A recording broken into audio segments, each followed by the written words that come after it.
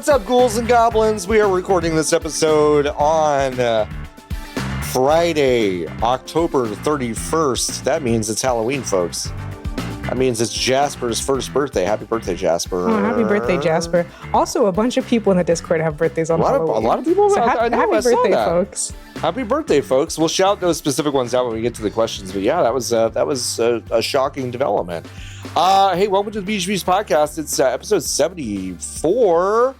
I'm one of your hosts, John Warren. With me is Lotus, the Goatus. Welcome to the showtus. Hello. Hello. Nikki's been taken by a swamp monster. Yeah. You gotta look out for those late season swamp monsters when it's been really hot. Nikki always likes to brag about how nice the weather is in LA. Well, it attracts swamp monsters to regions that they previously did not inhabit. So unbelievable. In unrelated news, moving's tough. So we get it. We get it. The swamp monster known as moving is tough, but that's okay. We have a full show for you. Today, Lotus and I were just talking about how we have no real trick-or-treaters in our area, but still got candy anyway. Yeah. Because you just kind of gotta. What's Yeah, we have a lot of kids in our neighborhood, so we were like, maybe they will. The unfortunate thing is we're in like the farthest away building and on the top floor. Yeah. So like even though we have elevators, we're just like, they're not gonna come by. They'd be out. Yeah. But apparently our complex put on some little shindig for like a few hours because they don't want their employees to work overtime on Halloween on a Friday. Of course. My roommates went to get mail and they said it was bumping. And like there were a bunch of kids there like having a great time. What? So, there's something. We had a corpo Halloween thing and people dressed up. Someone was a great our front desk lady was a great Wednesday Addams. Nice. We saw a Wednesday. She's like on the sidewalk. When we were driving somewhere, and I was like, it's a shame that perverts have ruined this, but I would love nothing more than to roll down my window and yell at this woman. Yeah, right. Also, Michael Jackson bagged my groceries at HEB today. Whoa. Which was pretty great. That's pretty cool. That's pretty Little girl walked up and said, do you know how to moonwalk? And he said, I can do it for you, but you have to give me a second. He was actively bagging groceries. You're going to have to give me a second. I'm bagging groceries. Hee hee. That's awesome. Yeah, I'm trying to think of costumes I saw out in the wild today. I saw a Clockwork Orangeman. Really? Which I just always see that and I'm like, it's interesting. It's so strange because I don't even feel like that film, like it's a cult classic or whatever, but I don't feel like it has that much like cultural clout that you just see it casually. Yeah, it doesn't have a ton of cachet. I think like if I saw it in London, I'd be like, all right. But like here, for some reason, it's like in Arlington, Texas. It's a little weird.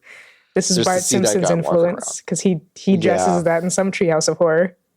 I think that might be right. I saw an Ariel at IHOP. That was good. The Little Mermaid. Ooh, sure. Yeah, that's a good one. Yeah, we saw a few people around. I saw a Tinkerbell leaving my office. Love. Not someone I work with, but like someone else in the office building. And she was clearly on her way. Like, there's no way she went to work like this because it was like. Oh, I see. It was like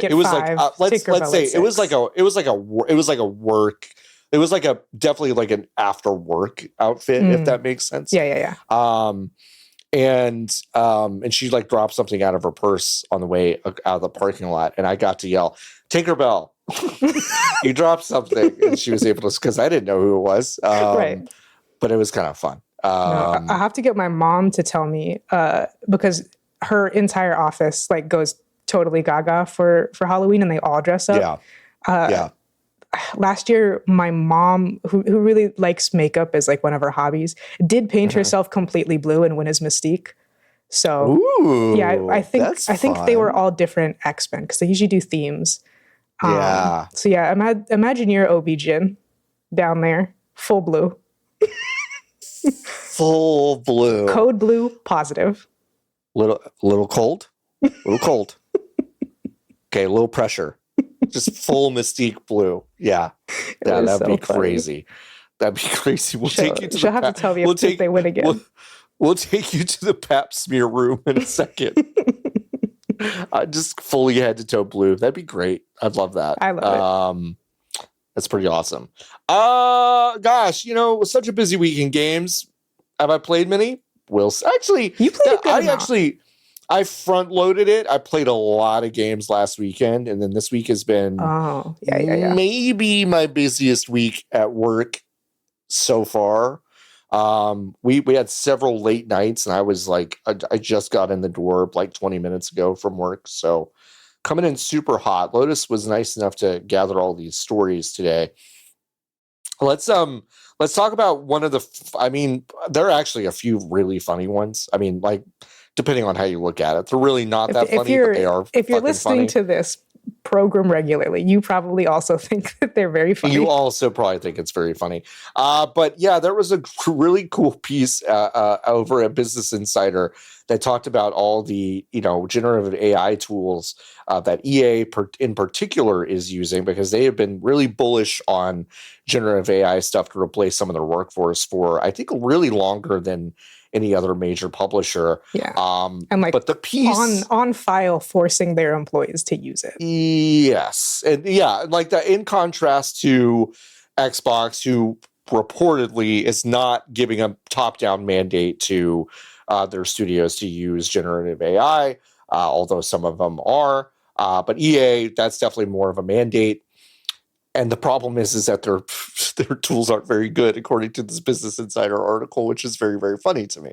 Yeah, devs, when you let devs speak anonymously, turns out it doesn't really matter what part of the company they're at. But I think more of them came from like QA, just saying like, yeah, I know that this is going to replace me because there's a few things that it is decent at. Like it's good at aggregating like literally thousands of reviews or whatever. And they say, them's the breaks, I guess. But it still sucks at it.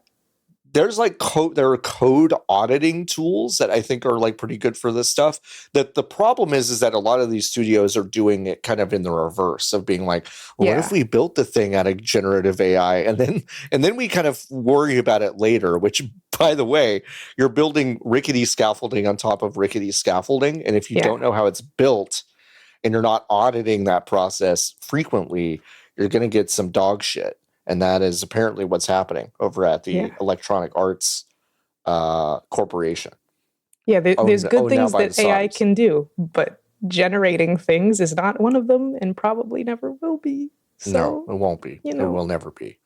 And it's super, super funny. The analogy that TD Cowen and a TD Cowen analyst used is basically talking about dogs. And it's like, it's a problem when the dogs won't eat the dog food, which is really fucking funny. It's so terrible. It's so, like it's something that you would have like the villain from Gremlins 2 saying to tell you that he's a villain. It's not something a real human person should ever say. Do you not have the instinct in your brain that says maybe I shouldn't compare people to dogs in such a way? Yeah, maybe not. Because the quote is verbatim. It's a problem when the dogs won't eat the dog food, referring to EA devs not wanting to use Gen AI. Mm-hmm. Yeah, you got to mix a little bit of water in with it to form a gravy. And don't forget the pumpkin puree. Don't forget the Lotus. If you don't think I scooped a fucking thing of pumpkin puree and raviolis food 15 minutes ago, you don't know NBA basketball. You know, and that I know less than putting scoops of pumpkin puree and or yogurt into a dog's food. I took care of 2 slightly ornery yellow labs because they are rescues and my aunt's precious, precious babies. So I was locked in to warming up one of them because Lexi is picky. Yeah, you gotta heat. Sometimes you gotta heat it up. I did give chicken to both of them. Hers needs to be warm water. So warm water to make the gravy, or to drink straight. No, to make the gravy. To form the gravy. Yeah, sure. Yeah. Mm-hmm. God, dogs are so funny. They're so dumb. They're so dumb. In contrast to people who work on video games. People who work on games in particular. Which is really, really, really fucking funny. Why would our devs chew up their slop? Yeah, it's so weird. Our devs, they kind of push their bowl away, and then they just, I think they're still interested in food, because when we offer them Taco Bell, they love it. But the slop in the corner, I don't know. We got to figure this out. Also, they keep eating each other's shit outside, which is a real bummer. It's so weird. It's so fucking wild to talk about people like this. But yeah, GDC and Game Developer, they had a survey asking devs, and year over year, the sentiment toward Gen AI is negative and growing negative, which is not surprising because I think we've had a full couple of years now of attempting to shoehorn these products into the dev cycle. And I think what we're also seeing in tech, and what I see in tech, is that there are, and I'll just say it, there are good uses for AI, and it is usually to check incredibly complicated work that has been built by humans for possible conflicts that will arise when you deploy things. There are ways to aggregate a ton of data and then ask the language model that you put all that data into for feedback instead of building bespoke reports and things like that. It's like there are things it is good at, and I think it is something that, we have to kind of reckon with in a way. But the generative shit is all garbage. I mean, it's all fucking terrible. Yeah, and it's just funny because, GameDeveloper.com is a games media website, but it's also very much a business, and it's just, I don't even remember what it used to be called anymore. It was something dumb. Not that GameDeveloper.com is better, but at least it's very straightforward. Gamma Sutra. They were Gamma Sutra. Yes. Terrible. Anyways, they are much more laser focused on we are a site for developers to read, not necessarily fans of games.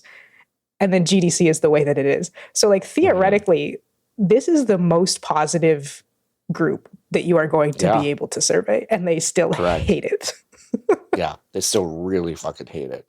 And it's nuts. And it genuinely is not just the fear of, I think, losing labor to it. I think it is people that are in the position. You hate having to redo a fucking robot's work that you could have done faster and better.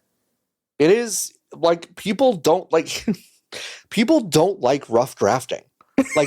They generally don't like doing it. So you've built an entire economy after going, well, we're going to build the rough draft for you. Don't you love going over a thing again? Don't you love that? Famously, script doctors have really good jobs that everyone loves.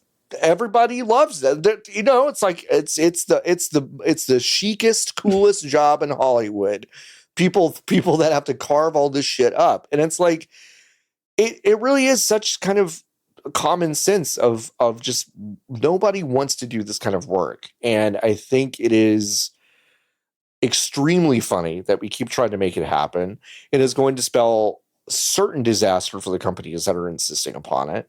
And it's going to create, frankly, new jobs, which may or may not be a good thing, of essentially people who are there like catchers to block wild pitches. Every single, imagine being a catcher, and now every single pitch is wild, and you've got to catch it and block it and make sure it doesn't go into the fucking dugout. And it's this is what kind of jobs are down the line. And it's well, you could just have a pitcher that doesn't suck ass. Maybe that would be better. And it's no, the pitcher's going to be kind of drunk the whole time. And then it's just the catcher that's got to be really good. It's drunk and just fucking heat.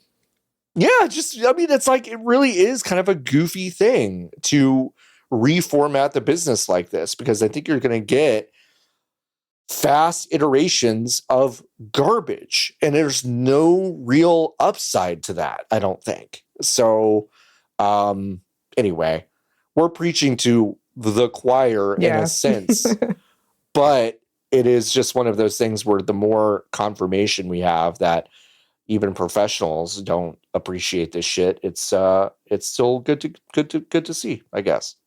So, Mass Effect 5. Mass Effect 5. Going to be built in Gen AI. And Jennifer Hale will be completely Jennifer inserted. Hale? Jen, H-A. What looks like an L, a capital I. That's amazing. I can't believe...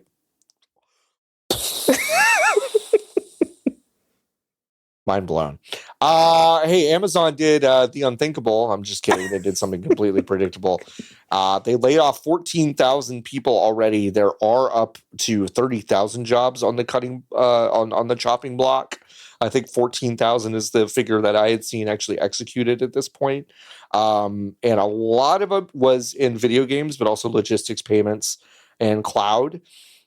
This is coming off the heels of that incredible AWS outage. Did that affect? Well, you're not really kind of like working on stuff right now, I guess. Yeah. You didn't have to say it like that, but yeah.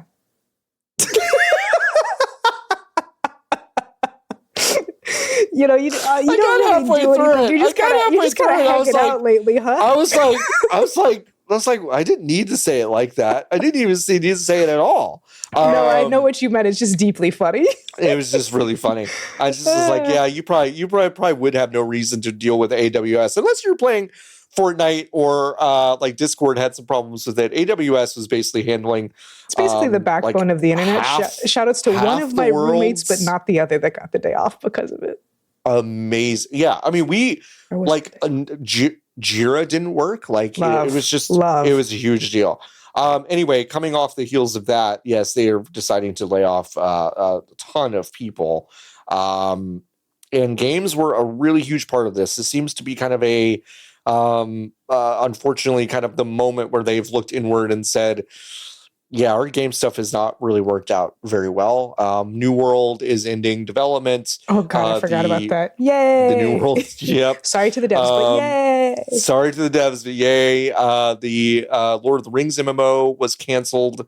There's just a lot of the Amazon game stuff that has just fallen apart as a result of these cuts. But perhaps one of the darkly funny parts of this is the reporting that a lot of the Amazon Games team was apparently trying to compete and beat Steam.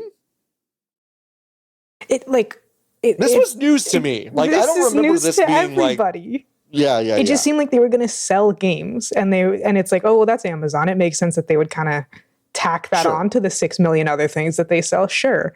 Well, and then it makes like some of the very strange moves that they made make more sense. Like, why did they try to make Amazon Luna? Why did they buy Twitch, which isn't profitable and has no path to profitability and never has? No path. And you're like, oh, I guess that's what that was. So Ethan Evans was a former Amazon VP, and he went to LinkedIn to actually talk about this. And do you want to read it, or do you want me to read it? I would love you to read it in a business voice, because you are a LinkedIn sicko in some respects. I am a LinkedIn sicko. I'm going to read the whole thing. As VP of Prime Gaming at Amazon, we failed multiple times to disrupt a game platform, Steam. We were at least 250 times bigger, and we tried everything. But ultimately, Goliath lost. That's the fucking point of the story, brother. First of all, like, what's unbelievable? Anyway, here's why. The 15 plus year long attempt to challenge Steam started before I was VP of Prime Gaming, but we never cracked the code, not under my leadership or anyone else's. Love that. Just throwing that in there. The first way we tried to enter the online game store market, 3 hyphens in that, or 2 hyphens, was through acquisition. We acquired Reflexive Entertainment, a small PC game store, couldn't tell you what that is, and tried to scale it. It went nowhere. Then, after buying Twitch, we created our own PC game store. Our assumption was that gamers would naturally buy from us because they were already using Twitch.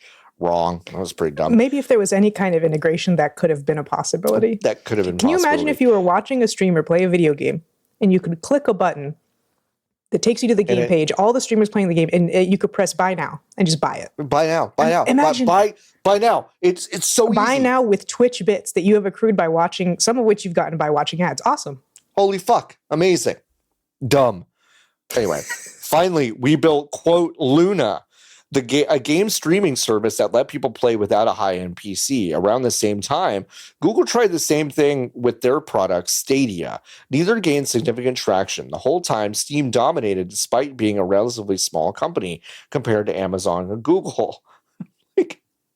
Like, yeah, there's there's fucking 30 people that work at Steam. Also, they built. You're talking about building Stadia and Luna 15 years into Steam doing this. Like, what are you talking about? Like, you're acting like those all went up at the same time. Okay, sorry. The mistake was that we underestimated what made consumers use Steam. They were already there. It was a store, a social network, a library, and a trophy case all in one, and it worked well. And that's Amazon, how you can tell he really doesn't know what he's talking about, because no one doesn't know. It doesn't work well. It doesn't work well. At Amazon, we assumed that size and visibility would be enough to attract consumers or customers, but we underestimated the power of existing user habits. We never validated our core assumptions before investing heavily in solutions. Solid. The truth is that gamers incredible to just say that out loud. The truth is that gamers already had the solutions to their problems. They weren't going to switch platforms just because a new one was available. We needed to do something dramatically better, but we failed to do so. And we needed to validate our assumptions about our customers before starting to build, but we never really did that either. Just because you were big enough to build something doesn't mean people will use it. Thank you so much, Ethan Evans. Fucking business genius. Incredible. Because also the craziest part about this is that he is not the first or last person to do this exact thing at Amazon. And there's a dozen other people. He may be the smartest person because he's the only person who figured out how stupid it was. Who actually just put words down about just if you're at Amazon and you say out loud, we never validated our assumptions before we went to market. That is so crazy. I mean, the one thing you can afford to do when you're that big is take your fucking time. And to Steam's credit, again, there's real opportunity there. If you've got the resources, there is opportunity there. But to Steam's credit, they do move fairly slowly. Some would say too slow to do a lot of things, but they have invested a lot of time into figuring out what works, even when their plans are kind of fucking cockamamie. But they did do this. They did validate a lot of stuff. They did take their time. Now they built something that I think has so many holes in it that there is an opportunity for someone like an Amazon to do something, but they've just decided that now's the time to give up. Really amazing, actually, to admit that you fucked up all of that stuff after you've shut everything down. It's like, did you talk to anyone about this before? No, there's no way. 30,000 people were like, no, I guess not. Incredible. Fucking incredible. Beautiful, amazing, no notes. I have a Luna controller. I should find it somewhere. Wow. They sent us one at Fanbyte. I think I still have it. I think I have it. I don't think it does anything. Just like Fanbyte. Just like besties. Luna and Fanbyte.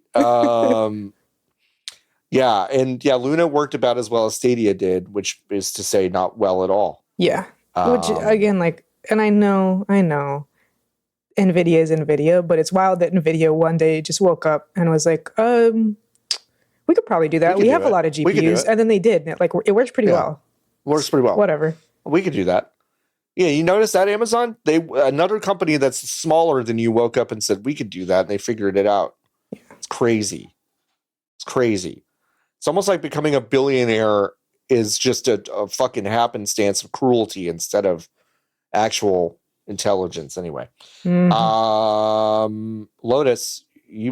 I'm softballing this pitch to you about Don't Nod. Which I don't think that this is anything that happened in the lifetime of the program, but I hate that Don't Nod have palindromized their name. It's so their name is DONTNOD, which is a palindrome, works backwards and forwards, and then they decided to change it so it says the words don't space nod. So it doesn't work anymore. It was so weird. Anyways, those are the original developers of Life is Strange, which was published by Square Enix, and I think Square Enix partially owns some kind of the rights. It's one of those confusing things. Yeah, they own parts of it. Yeah. Yeah, and they put out their half-year financial statement for 2025, and apparently they just kind of casually mentioned in there that they have a development deal with Netflix to make a, quote, new narrative video game based on a major IP, unquote.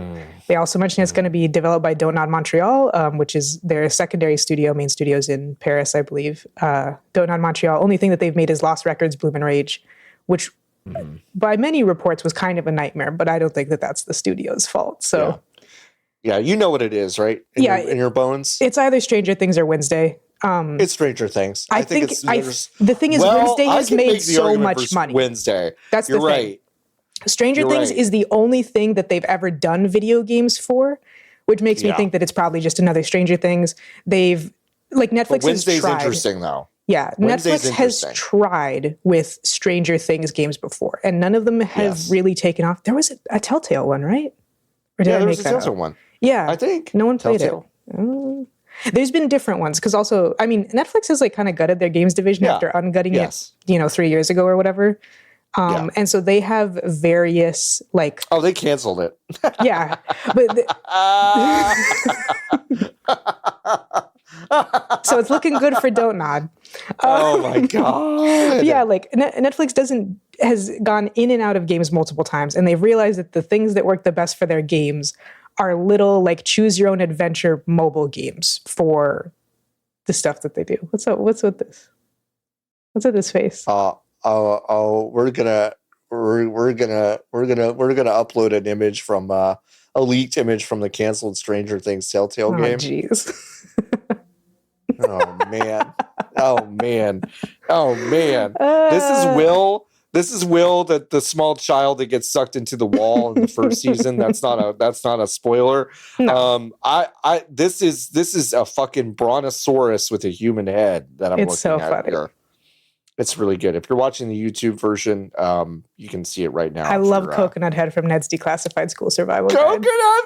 Fuck, I wouldn't have thought about Coconut Head from Ned's Declassified because I watched that show so much, and that's the first time I ever heard the phrase Coconut Head. It's just, it's in my head forever. Funny. But yeah, especially because all of the Stranger Things they've made before have failed, including I think their mobile games get outperformed by the fucking Emily in Paris mobile games that they have made. Yeah. I have to imagine it's Stranger Things, but it could be Wednesday. Because Wednesday is presently making $1 zillion.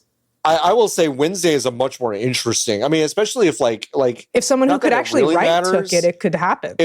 If they can really write it, if Jenna Ortega actually voices it, I can see it being fair. Can you imagine getting Guzman? And they would probably get someone else. I think they would get someone else. I really can't imagine Luis Guzman going into the booth. No, I meant for Jenna Ortega. I mean, honestly, I think for all of it. But Catherine Zeta-Jones is not going into a booth. No, and also I think all of them would make terrible voice actors. A lot. Look, I think you're probably right. There could not be a program more purpose-built for me to watch. And I think, I'm going to be hyperbolic, but I do mean it. I think the first season of Wednesday is the worst season of television I've ever seen. It's really bad in terms of it has a budget and it can't materialize anything. It totally squanders it. Yeah. Concentration, nope. Other word, conversion camp for werewolves. Insane sentence to say. Especially because it's the whole lycanthropy thing being a metaphor for menstruation and kind of being a pubescent teen, and then conversion therapy is insane. So, anyways, it could be Wednesday. I hope it isn't. Because also I think that I hope it's neither. I hope it's Emily in Paris is what I hope it is. John, I was thinking about that just because I know that their most successful game is an Emily in Paris Choose Your Own Adventure game. And I was like, I would love if out of the three it was Emily in Paris. They have a lot of IPs. They have a lot. Let's because it could be 13 reasons. Which would be fucking crazy. Reasons why. That would be fucking crazy. But wouldn't it make sense for the people who made Life is Strange to make a 13 Reasons Why video game? As terrible as that program is, and as much as it almost certainly led to an increase in teen suicide, it did give us the phrase, "This is my 13th reason." So it's impossible to say whether it was bad or not. It could be Bridgerton. And that's a long shot. But Bridgerton's kind of interesting. Bridgerton is the thing that makes the most sense to be a video game. However, I don't think they would spend the money on Don't Nod for Bridgerton. That would be like the Kardashians. I think that's a long shot. What is it? Is it just called Choices, the Kardashian games? Yes. I think so. So that's where Bridgerton would go. And I think that they have those games. But yeah, they have a bunch of stuff. They have a bunch of like sitcoms and like dramedies that like pull numbers of people watching. But most people don't like talk about. They have a Shane Gillis show called Tires. They have the conservative coded romantic comedy Nobody Wants This with Kristen Bell. That's the most like Lotus. You should watch a few episodes. Yeah, of the Kristen show. Bell is. It's so I know. It's so crazy. I'm like, I can't believe how conservative this is. That might be like really actually to be honest, gang. Netflix's IP fucking stinks. Like I'm looking at, I'm like, wow. And like Wednesday isn't even theirs, obviously, which is kind of the other reason why it might be Stranger Things. Like I don't think Netflix owns anything Addams Family. They are being licensed to do such a thing, or being allowed to, I should say. Yeah. Wow. So, yeah. Could be Ozark. That'd be really funny. That a show that's really already funny. over, and they're like, you play as. The horse. Yeah, you just play it. Yeah. We've really tapped in. It seems like our major player base is kind of young women in fandom. So I think if we could get a game about horses into the Netflix stables, that'd be good. That'd be pretty good. That'd be good. It could be Beef. That hasn't gotten a season 2 yet. Could be Beef. It could be Ali Wong and Stephen Yuen. Doing oh man, that'd be wild. Yeah, I don't know. I think Lotus, you're right. I think it's probably Wednesday or Stranger Things. I think Smart Money is on Stranger Things as some sort of like button on the show because that's about to end. Yeah, but Wednesday I think speaks to more of like, okay, that show is obviously going to go for 4 or 5 seasons, and if they have something in the middle of it that is like a game, that would I'd probably do okay. I don't know. Would it? I don't know. I think it would because people still like the Addams Family a lot, despite Wednesday being like a complete kind of bastardization of the version of the Addams Family that people enjoy and remember. So, you know. That's true. Anyway. One of the most interesting pieces of news we got this week, even though we were kind of due for a brand new one. Instead, what is happening is Nintendo is releasing an Animal Crossing, a New Horizons? Yes. Oh, fuck me up for a second. Animal Crossing New Horizons Switch 2 version and expansion at the very beginning of the year, so January 15th. Lotus, how excited are you about this? I mean, will I play it? No, I don't have a Switch, but it's very exciting because, like, the thing is, Animal Crossing fans, are they a little entitled? Yes, but part of why they're very frustrated is because Animal Crossing New Horizons, compared to previous Animal Crossings and the succession of Animal Crossings, was missing a lot of shit. And, like, there was an expectation, not even remotely unfounded, that there would be more stuff in it. So I think that this is really nice. There's cool stuff that Animal Crossing fans will recognize and are like, oh, thank God. For me, again, every single time I see an Animal Crossing director news, I'm kind of like, oh yeah, that wasn't in the game already. That's tough. Yeah. That's tough. Yeah, wild. You can now actually use the mouse to the Switch do 2 will stuff have in design mode, which is very cool. I think that's pretty neat. Not sure if I'll use it, but like I might go check some of the stuff out again. Lotus, your point about like, I think like a lot of people expected more from this game. I really when I think about Animal Crossing New Horizons coming out at the fucking zenith of everyone losing their minds during the pandemic and like it becoming the video game focal point to the extent, and again, I've said this multiple times on multiple shows, it reversed fanbyte.com's fortunes overnight because one, Dylan Skiffington had the fucking foresight to just do a fucking tier list of all of the different villagers, a thing that I think is stupid beyond all sorts of logic, decided to do it, and it ended up being the most popular thing fanbyte.com ever did by like a magnitude of literally 5,000 or something like that. I mean, it was unbelievable.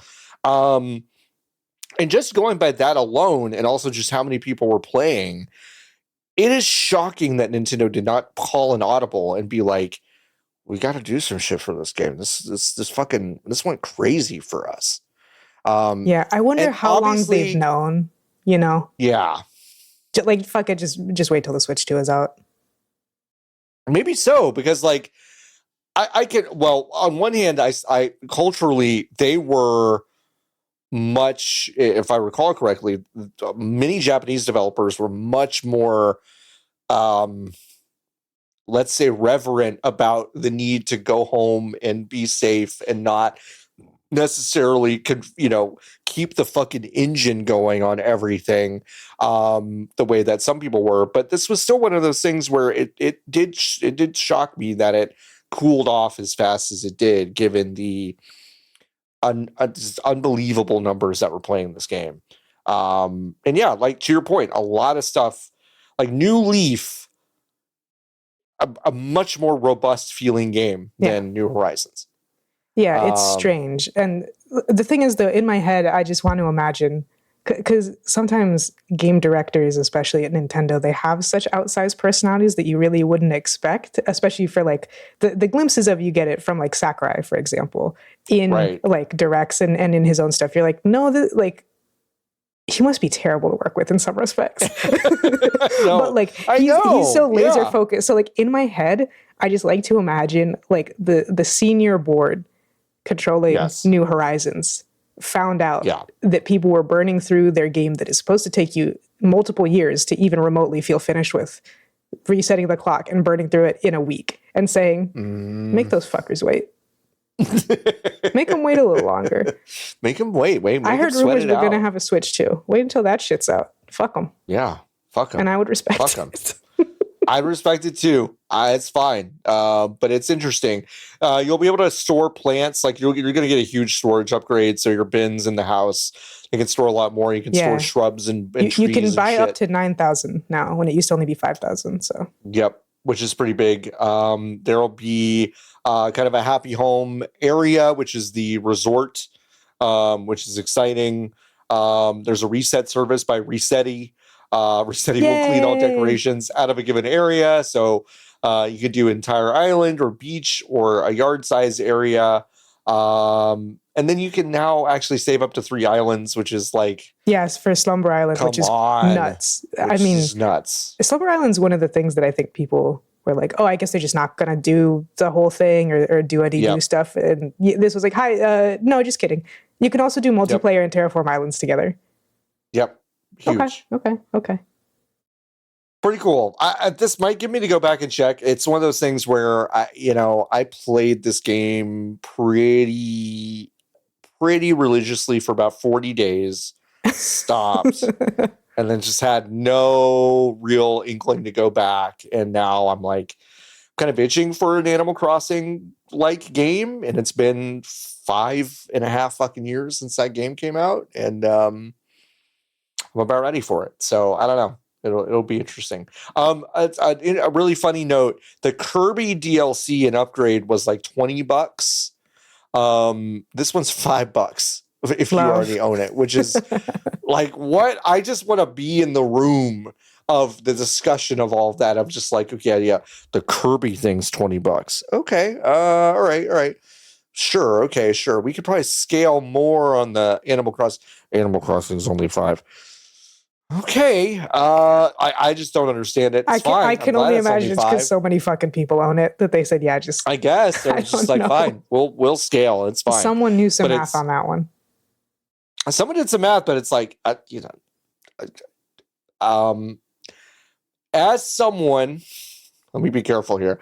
As someone who is very surprised by the lack of price sensitivity about what people will pay for in terms of video games, maybe just try it at $20. Y'all might make so much money you're going to want to fucking make Mario Odyssey 2 a lot faster than you're making it. I don't know.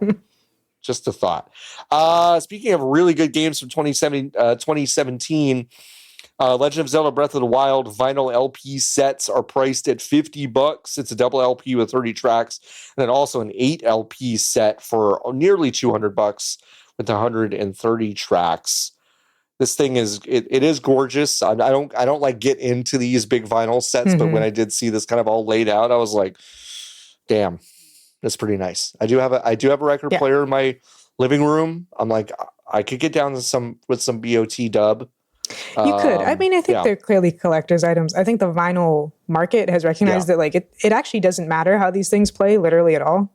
They made a point that like all the stuff was newly mastered and and it's like, well, but the point of vinyl is to press a live recording to it. So who gives a shit? Who gives a shit? I don't know. I thought it was really odd, again, with the price sensitivity, but I think that they'll still make a lot of money on it because they never cared about you, person who has a normal amount of income. They never gave a fuck. So just jot that down.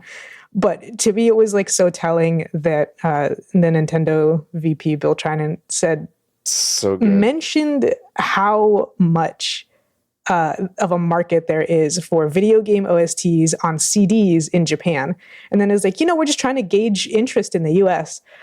John, if I wanted to get Super Mario Galaxy orchestrated soundtrack, which they have sold in Japan on I believe a double CD, if not then it's a quad CD, I would have to pay over $100. It does not cost 100 American dollars in Japan. It costs significantly less than that, but I can only get it fucking imported by like Kinokuniya or something. John, have you ever heard of this thing called K-pop? It's like I keep hearing about it. It might reach our shores one day. But I just, a Hallyu wave could reach our shores one day. I find it insane when vinyl people talk. And it's like, do you know how you could make someone buy CDs that they already want? You could either make them cheap as shit because it costs nothing to produce a CD and include a little something. We all know that the Hyrule Historia is not real, and they are laying down the railroad tracks as they are being handed them by other people within the company. It is complete and total horseshit. That universe doesn't exist. Can you imagine, John, the amount of money that they would make if these were CDs, and in each CD there was a one of, I'm going to say 10, one of 9, and then one secret one of little photo cards, and the back of the photo card has a different image. If you collect all 9, you make one big picture. That'd be fun. It would be fun to do. They wouldn't cost that much. A CD, K-pop standards, they're like $23.99. Not that that's like nothing, but compared to a vinyl LP or these other collectibles, it's not a lot. And you would get something other than just the fucking thing. Where are we? Has no one ever heard of K-pop? Where am I? Do we not know that like the amount of shit that these people sell? The amount of kind of just like vertical integration that happens within kind of hiring practices and like business practices that happen at big companies is pretty shocking. Like it is interesting that these big companies tend to hire insiders that have a very insular idea of the world. They are really into video games and they love video games and that's pretty much all that they do. Whereas, like, if you're Nintendo and you have this kind of idea that you want to get into music, you want to get into collectibles, maybe hire someone that has a fucking idea of like music beyond video games. Because guess what? Like, it's not all that different. And actually, the weird thing is that like when you're connecting it to this kind of very like vivid, lush storytelling world that video games can create, you can have this really amazing mix of having these like products out in the world that would sell like hotcakes and not cost this much fucking money. And yeah, like Nintendo is still going to do great. Obviously, these are going to sell out. They're going to do great, but it is really weird to even mention it. But you know what? I guess. Oh, that's it. And that's it. You know what? Interesting. I just got this text, Lotus. Hi. It's AT&T. A software update to your internet equipment may have led to a few connectivity hiccups this last weekend. It did, actually. It did. Thank you. Actually, what's nuts is that I thought you were gaslighting me, so I really appreciate you sending me this text. Thanks, AT&T. Hope everything's running smoothly again. We apologize for any inconveniences caused. You deserve our best experience, and to help make things right, you'll receive a bill credit in 1 to 2 billing cycles. And how much is that how big that billing? It's going to be like $2. I just noticed I'm gonna be rich, John. I'm getting part of the class action settlement from Facebook for privacy. Hell yeah! I can't wait. What do you think I should spend my 12 cents on? This box set, obviously. I mean, this is I'll put it in a huge fund. deal. Put it in a fund, definitely. Anyway, yeah, no, Lotus, you're totally right. Like the K-pop shout is like incredible. Why'd you even mention CDs, you bastard? Yeah, there are already incredible things happening in the space, and to pretend that it's not is just is really fucking goofy. So the most breaking story that is happening that I think is we have a very incomplete hours ago. Yeah, we have a very incomplete idea of it as of yet, but Jason Schreier over at Bloomberg did report that Take-Two Interactive has laid off 30 to 40 staffers across multiple offices in the UK and Canada on Thursday. According to a spokesperson for the Independent Workers Union of Great Britain, all the employees were part of a private trade union chat group on Discord and were either members of the union or attempting to organize at the company, the union spokesperson said. Alan Lewis, a spokesperson for Take-Two, said the firings were, quote, for gross misconduct and for no other reason, and that we, quote, fully support Rockstar's ambitions and approach, which is a fucking crazy quote to just give to a journalist. That's fucking crazy. We fully support Rockstar's ambitions and approach. God, that's fucking nuts. Anyway, they have really doubled down on security, all sorts of things. When some unfinished footage from Grand Theft Auto 6 leaked in 2024. In 2022, Jesus. And then another one, they were criticized for asking people to return to work 5 days a week. And they said that's partially for security reasons. Grand Theft Auto 6 comes out next May. This is a really interesting story. I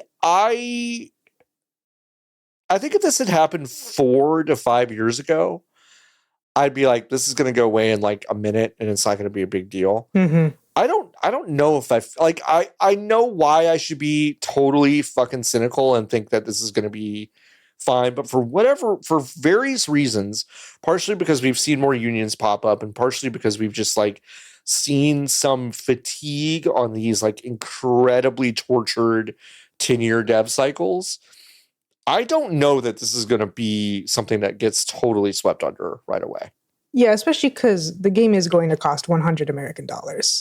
Yes, it's going to be really expensive. And I would say I think people are more, the average gamer is more politically active or politically, has more political wherewithal than before. Mm-hmm.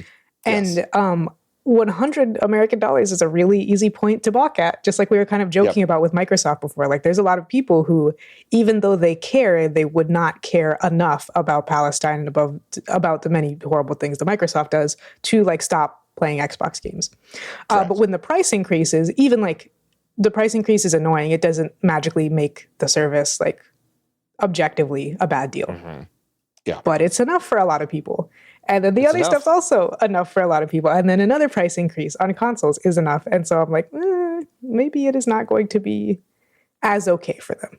You certainly like to believe so. I think it's going to be strange. I don't necessarily, I don't think gamers across the world are going to suddenly be pro-union.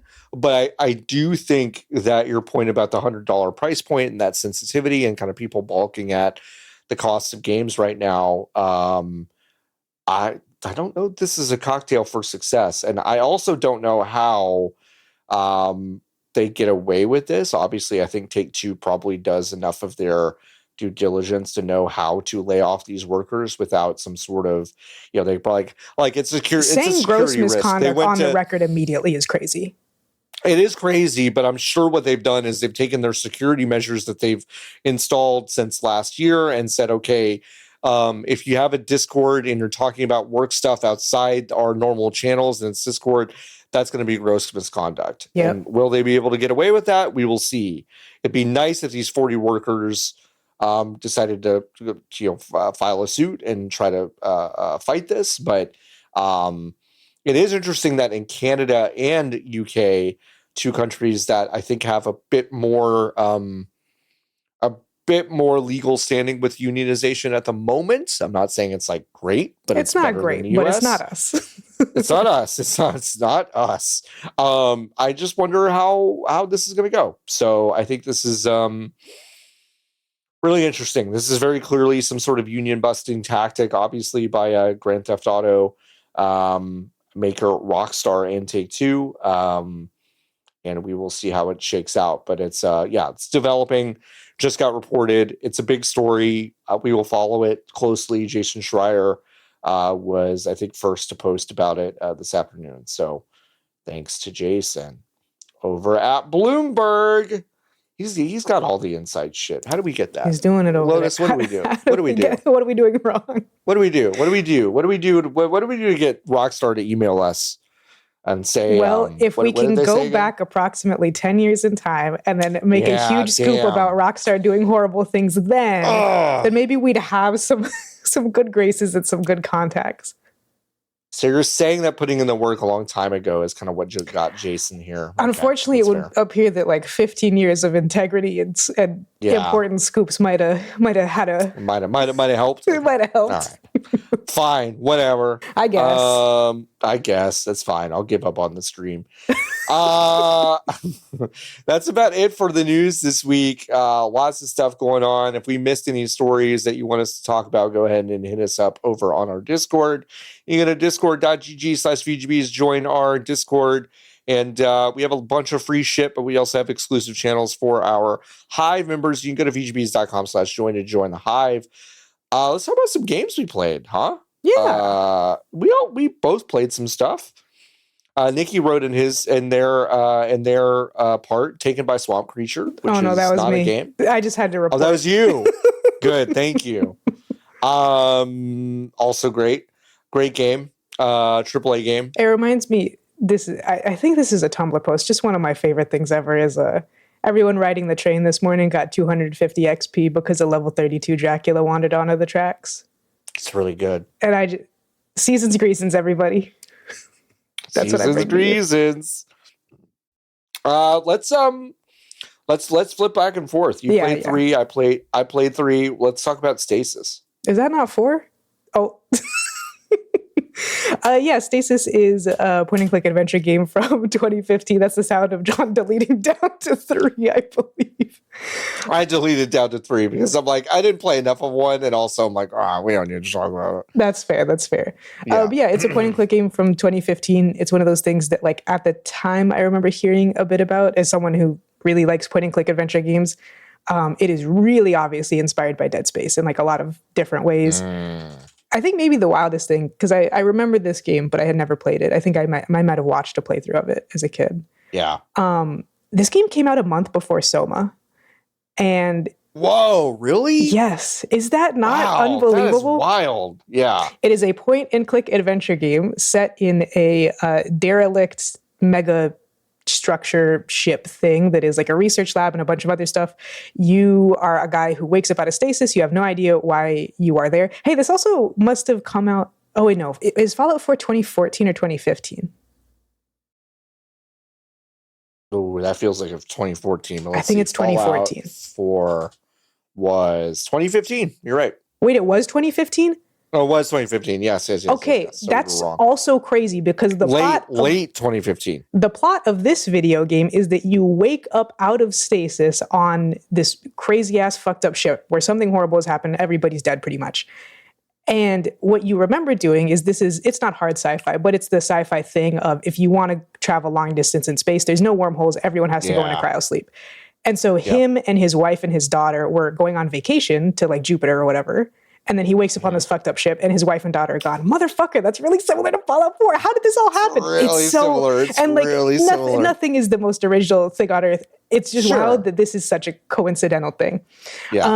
And yeah, I mean, I think it's a fun it's like the two Truman Capote biopics that happened at the same time, you know? It's exactly like that. It's exactly like that. But yeah, I mean, it has a little, it's not too bad in the moon logic category, which for people who don't know is a term that you used to describe point and click adventure games not making any fucking sense and asking you to do puzzles that you could only intuit if you were born on the moon and had lived on the moon.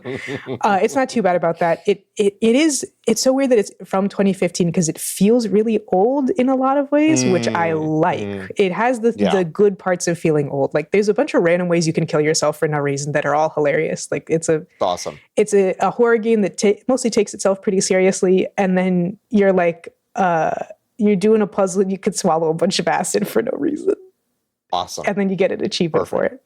So yeah, it's fun in a lot of ways. I like that there's not kind of a time crunch chasing element to it ever, but it does have procedurally generated scares. Like you'll be reading a little dialogue on a pad or whatever, and then you'll just hear like a blood curdling scream coming from inside the walls just for no reason. And I love that kind of shit. I love it. That's good. I think it's an isometric view, like again, classic point and click stuff, which I think is so good for horror. And it made me think about like how underutilized that is, that it's like the same thing that people say, never let you see the monster.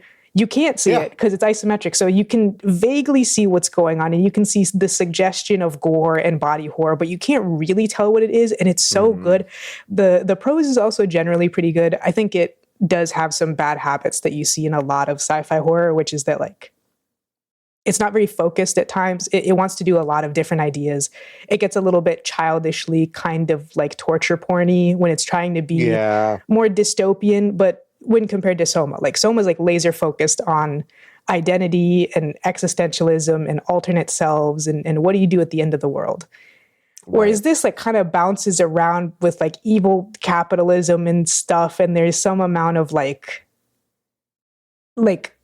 you aren't writing that with capitalism the cruelty is the point. You are inventing new kinds of cruelty to enact on the fictional characters to make it more tragic. And at a certain point, it's just like, okay, come on, whatever, bud. Yeah. But you get to do like fucked up stuff, which at the same time, it was very corny and stupid, but I couldn't help but find it kind of charming in the way of like remembering games like Sanitarium or like Phantasmagoria. Yeah. And I'm like, yeah, you know what? Yeah. Yeah. No, that makes sense. I love that. What are your favorite point and clicks? Like all time? I mean, it's probably, Grim Fandango is probably like the number one. It's so good. It's pretty, especially because it's like tightly written. But it's just really like tightly written. The thing I like is just that they are written, you know, compared to most video games. Like I like being able to walk around and like intake the dialogue. It's been a really long time since I did any of the Monkey Islands, but I enjoy Monkey Islands. And I'm someone who like, I got into point and clicks because I played a lot of escape games as a kid, because those are like the games that are free are Escape the Trunk on addictinggames.com. And so I like that little puzzle aspect. I think Thimbleweed Park is really fucking good. Plenty of people have said it. Yeah. But Thimbleweed Park is excellent. That's good. Yeah. Have you ever played Torrens Passage? No. Play Torrens Passage. Play Torrens Passage? Okay. Yeah. It's the guy that made Leisure Suit Larry. Okay. Okay, hold perfect. No, I'm in.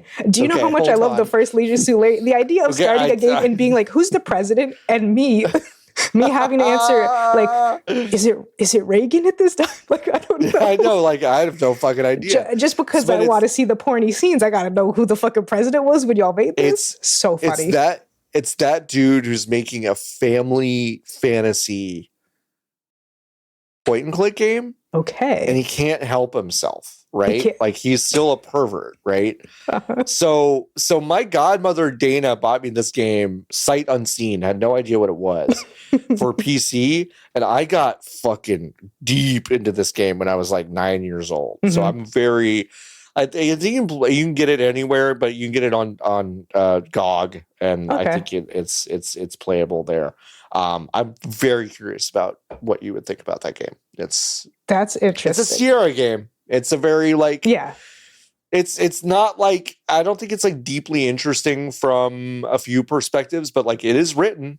It is certainly written. Okay. It is written. Because I will say I do like There's a series called Edna and Harvey, which I quite like. Yeah. It's by the Deponia people, which normally is kind of like, Yeah. uh-oh. But that game's fucking funny. I don't care. Yeah. I love killing people in horrible ways in point and clicks. It's like a classic thing to be able to do. And yes, you can write deep stories. And people definitely go, oh, Dead Secret. I completely forgot about that till right now. Although I guess that's technically a walking simulator, but it really doesn't need to be. Bit. That has one of my favorite scares in anything ever. Ooh, I haven't played it. I've just seen little snippets. Should I spoil it? I guess it's okay. Sure. Yeah, okay. So it's a borderline point and click adventure game. You're investigating a murder inside of like a cabin in the middle of nowhere, basically. Like very Courage the Cowardly Dog looking ass place, right? Like there's a windmill that's just creaking, there's some crows, but other than that, it's like very eerie, very quiet. And like a lot of point and click games, and even something like Gone Home, or What Remains of Edith Finch, it kind of accidentally creates a very scary atmosphere. Oh, Gone Home. I played Gone Home by myself. I fully thought something was going to kill me the entire time. And it's famous for that. I was totally. Yeah. Yeah. And so like a lot of those kinds of games are like that, where it's so lonely and it's so quiet. And that game really weaponizes it because you are investigating like a murder and there's kind of a cult angle to it. And then John, like there's spooky masks on the wall, like the guy, was like investigating something somewhere and brought back these spooky masks.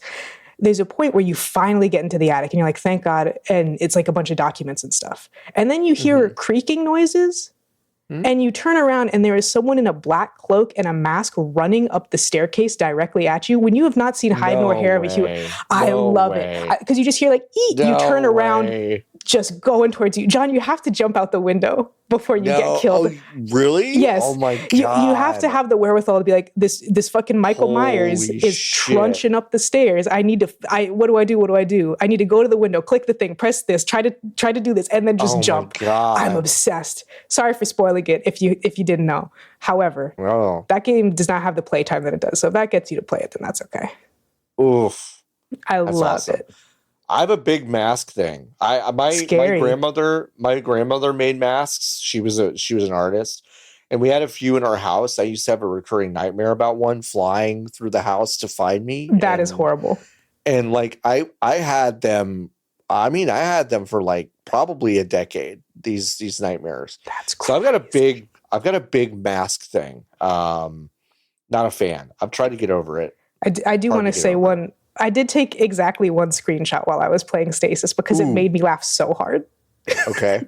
Most of the game I think is quite good. I think it's worth it. The atmosphere is really good. Again, the horror, the prose about like fucking the giant vats of clones, because that's like a whole thing in this game. Yeah, it's great. However, classically, the way that this game would be, obviously inspired by Dead Space, obviously inspired by Alien. You find the like cloning lab and there's like pregnant women strapped to the table and da-da-da-da-da. And then you end up having to kill them because obviously you do. And like they're going to die anyways, whatever. Maybe the funniest line in this game, because it is completely unintentional and I know what they meant. They just wrote it bad. When you hover over one of these dead pregnant women who have been suffering for months and months and months and months, expired in her sleep, if only the look on her face were more grateful. Why don't you smile, whore? It's so funny. He's ungrateful broad. I mean, are you kidding? I know what they meant. It's like I'm so tortured by the image of this that I had to, but God, it's funny. It's really, really, really funny. I think that's what I have to say. This game, it don't cost a lot of money. It'll be a good time. However, it does launch at approximately a volume of 1,000. So watch out for that. Okay, that's good to know. It has settings, but it launches at 1,000. Launch that configuration tool first and put it down to about a 7. That's good to know. That is good to know. That's exciting. I should play that. I love that you play these old games that I missed the first time. So there's too many adventure games to play. There's too many games to play, period, dog. There's too many games. But it's like I love to have an old one to just like go into. Like, yes, 100%. Instead, what I did is I played 3 games that have all come out in the past month or so. I'll start with Ninja Gaiden Ragebound, which is of course the .emu published game made by Game Kitchen, who made Blasphemous, which is a great Metroidvania. And this is not a remake reboot situation. No, it's not. It is basically a new entry that runs parallel They could make it less confusing. It's a new entry that runs parallel to the 1988 Ninja Gaiden game. That's so what it is. It stars a new guy named Kinji, who is basically defending the Hayabusa village while Ryu Hayabusa is in America. So it's basically like, all right, little bro, like, I'm going to go to America and do my own thing. Why don't you stay here and kill the demons? And it is a very kinetic. If you've never played Ninja Gaiden, the original games, they are like, you're typically like one hitting these enemies. It's a little bit more Konami coded of like a Contra game, but with some melee going on. And in this game, you can basically do this what they call a guillotine boost, which is not really a double jump, but is like a little cyclical attack you do in midair. But when you hit like a projectile or an enemy or a little like nodule on the map with it, you basically do a double jump. So not a double jump in and of itself, but you have to kind of like, bounce off of something to do it. So you have these like really, really, really difficult platforming challenges. The boss fights in this thing are hard. The levels are tricky. You have to like find some collectibles and stuff. So it's very, very old school. It is a difficult game. It is really pretty pixel art. If you're into that thing, Blasphemous's pixel art is really, really good. Game Kitchen is showing off their stuff here. I really like the demon designs. It's a really pretty game. And it's fast and it's not super repetitive. Good. And I dig it. I've played I don't know, 10 levels or so. And I dig it. If you are like a completionist, there's a lot to go back and kind of do per level. And this is it's a nice game. It is probably my least favorite of the 3 games I played this week, but it's still good. It's a decent game. So Dotemu is they're kind of on one right now. They not only did this one, but they've done Absolem, which is I think one of the better games this year. And if you haven't played Absolem yet, you should. It is the Streets of Rage 4 but it is kind of a roguelike fantasy game. We talked about it a couple episodes ago, but yes, just saying Dotemu is having a pretty good year. Good for them. Good for them. Finally the French. Yes. Finally the French get a victory, A victoire. Thank you. Victoire. All right, what do you want to talk about for next? Do you want to talk about Kinophobia or Deep Sleep?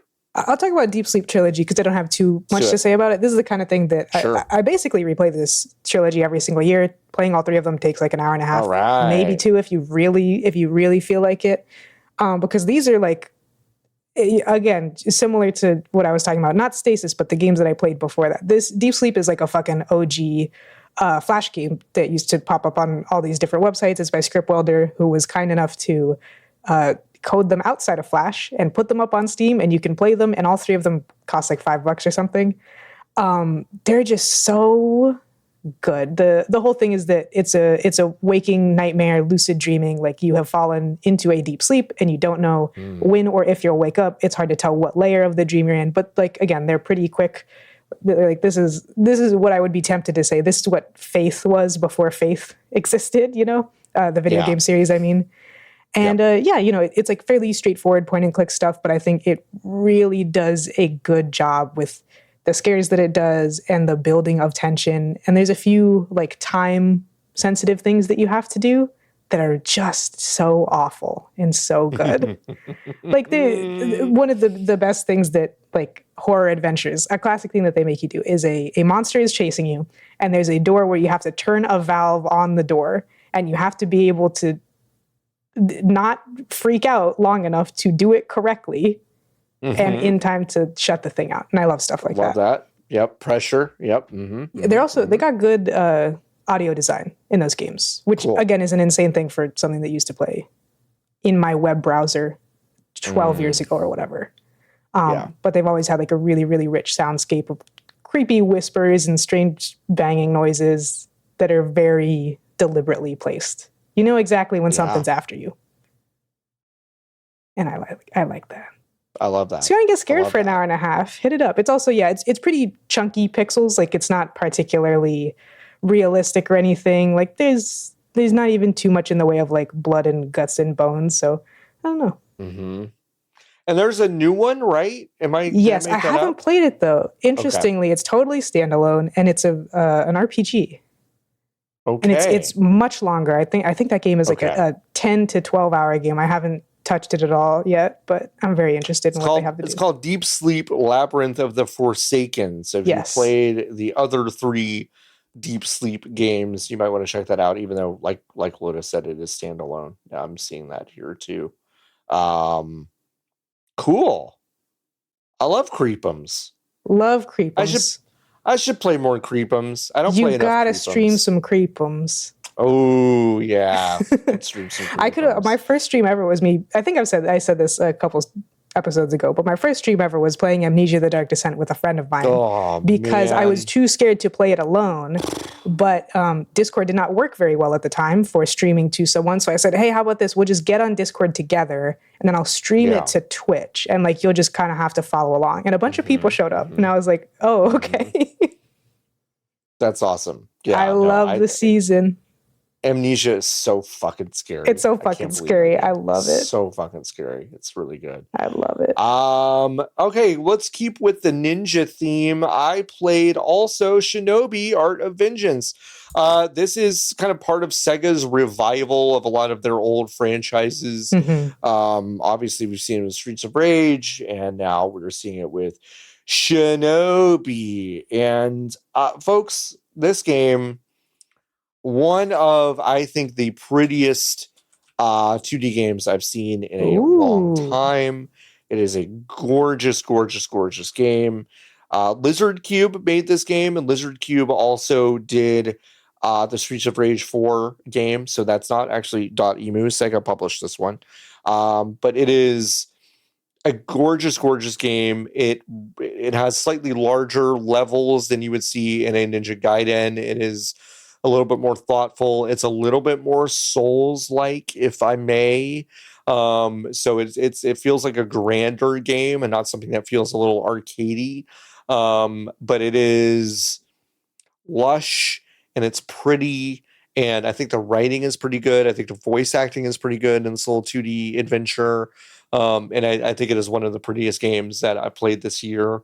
And it's really good. It's got kind of like, it does have levels, but they're kind of they're Metroidvania levels in the sense that like you'll play through one and there will be rooms in it that are not really accessible to you, but you will unlock those tools later in the game, and then you can go back and explore these spaces more thoroughly, which I think is like kind of a cool trick.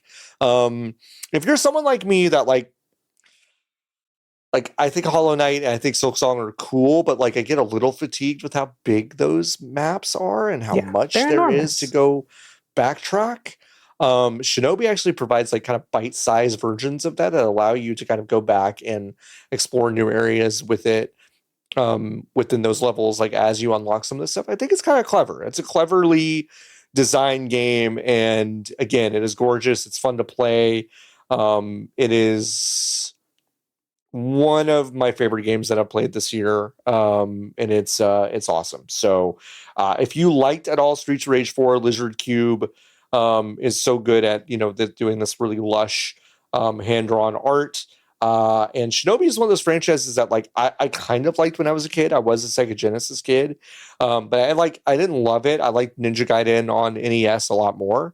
But just in terms of their modern reboots or retellings of these kind of games, Shinobi Art of Vengeance is like definitely going headfirst into kind of some modern sensibilities in a way that I think is more interesting. So cool game. Like it. It's gorgeous. I do love a game that's pretty to look at. Imagine when a game is good and look nice. And look nice. It's awesome. What a cool combo. Tell me about Kinophobia, please. I will. Lotus. This is a text parser game. I didn't realize I only played adventure games, but no, that's what I do. Lotus, I knew that before you wrote the notes. So I was like, tell me about the adventure games you played this week. No, on average, it's going to happen, but I didn't realize till I just said it that I've only played point and clicks and text parsers. Kinophobia is by Bruno Diaz, who worked at Failbetter as a narrative systems designer on Fallen London for a bit. Bruno's awesome, super smart. Yeah, wrote some of the folk stories for Where the Water Tastes Like Wine, and then just randomly dropped this like yesterday, I think. Yeah. And yeah, this is a text parser where I don't think it says it on the page, I forget, but you're an exorcist who is going through an abandoned, derelict Hollywood production lot where mysteriously 24 people have died, not all at once though, one per year for 24 years. And I think that's what, 1970, actually I have it written down, I could just read it, 1974 to 1997. And you have to figure out the name of the person who died, the year that they died in, and how they died. And so it is deliberately, I think, in conversation with something like Obra Dinn and the root trees are dead, and then, kind of some of the immortality a little bit. Yeah. Not only with being like moopies, but also, some of that searching through all the fake, deep. All the fake film history and stuff. I'm enjoying it so far. I have not finished it. Allegedly, it's like a 7-ish hour game. I think I'm maybe 2.5 hours in or something like that. However, I was so glad I put this on because I wasn't so sure because I said, well, I'm so early. I don't know if I should say anything. A little bit, maybe an hour before we started recording, I did stumble upon what appears to be the implication that 9/11 happened in the 70s instead, and this is a different universe. Oh, cool. And I said, oh, okay, so that's what we're doing. It's not just fake movies and fake people. I read that and I said, what the fuck? It's not fake movies and fake people and magic. You've also done this to me.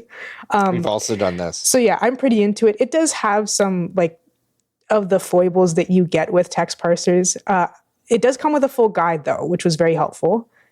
Mm-hmm. But speaking to that, I did have to look up how to turn on the flashlight on my phone in the game.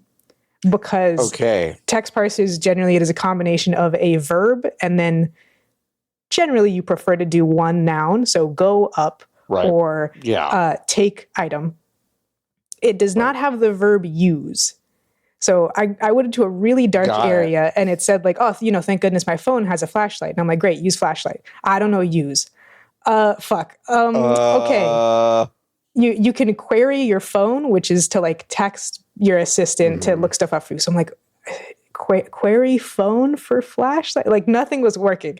And I had to look it up and it's the exact phrasing. There's an entire page dedicated to it in the little guide, which just says, how do I turn on the flashlight? Or how do I get out of the darkness? Amazing. Mm-hmm. The exact phrasing is switch on flashlight. Oh my God. So I was like, son of a bitch. Never. Because to me, switch is a analog object. Yeah, right. Yeah. And hey, maybe it is. I didn't examine the phone that closely because it's different. But it's really nice. It is, I like interactive fiction. I think I'm just kind of missing some music or ambiance. I don't need it, but I miss it.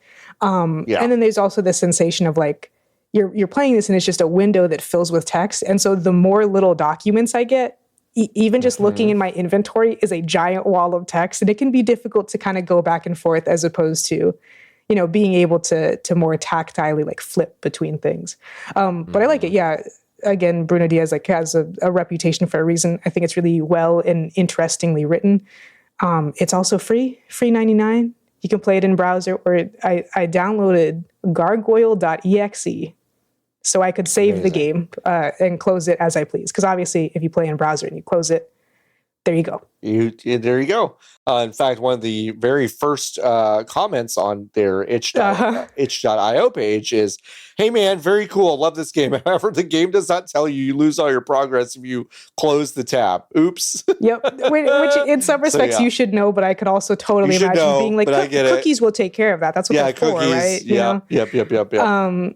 So yeah, I'm still fairly early. I'm still figuring things out. It does, again, have the, I always call it the Obra Dinn thing. I think everyone does. But I am also always tempted to specify that the whole thing of once you get 3 things correct, you can get them confirmed that they're correct.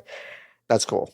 It's cool. But all the stuff about Obra Dinn is originates with work paper sheets for critical thinking that are like 50 years old. And so just something that I always think to mention is like, it is great, but that is a real thing that exists. Like just to be so clear, it's not like the Obra Dinn thing. I liked it. I think Bruno Diaz also said, like on Blue Sky when they posted about it, they called it a database thriller. And I was like, that's a pretty elegant way to describe these things that I quite like. I love going through a database. Or like A Hand with Many Fingers, which is another adventure game on itch about going through like Cold War documents of downed planes and shit and uncovering a conspiracy that that's cool. Yeah, it's good. So I'm enjoying myself. I'll report back.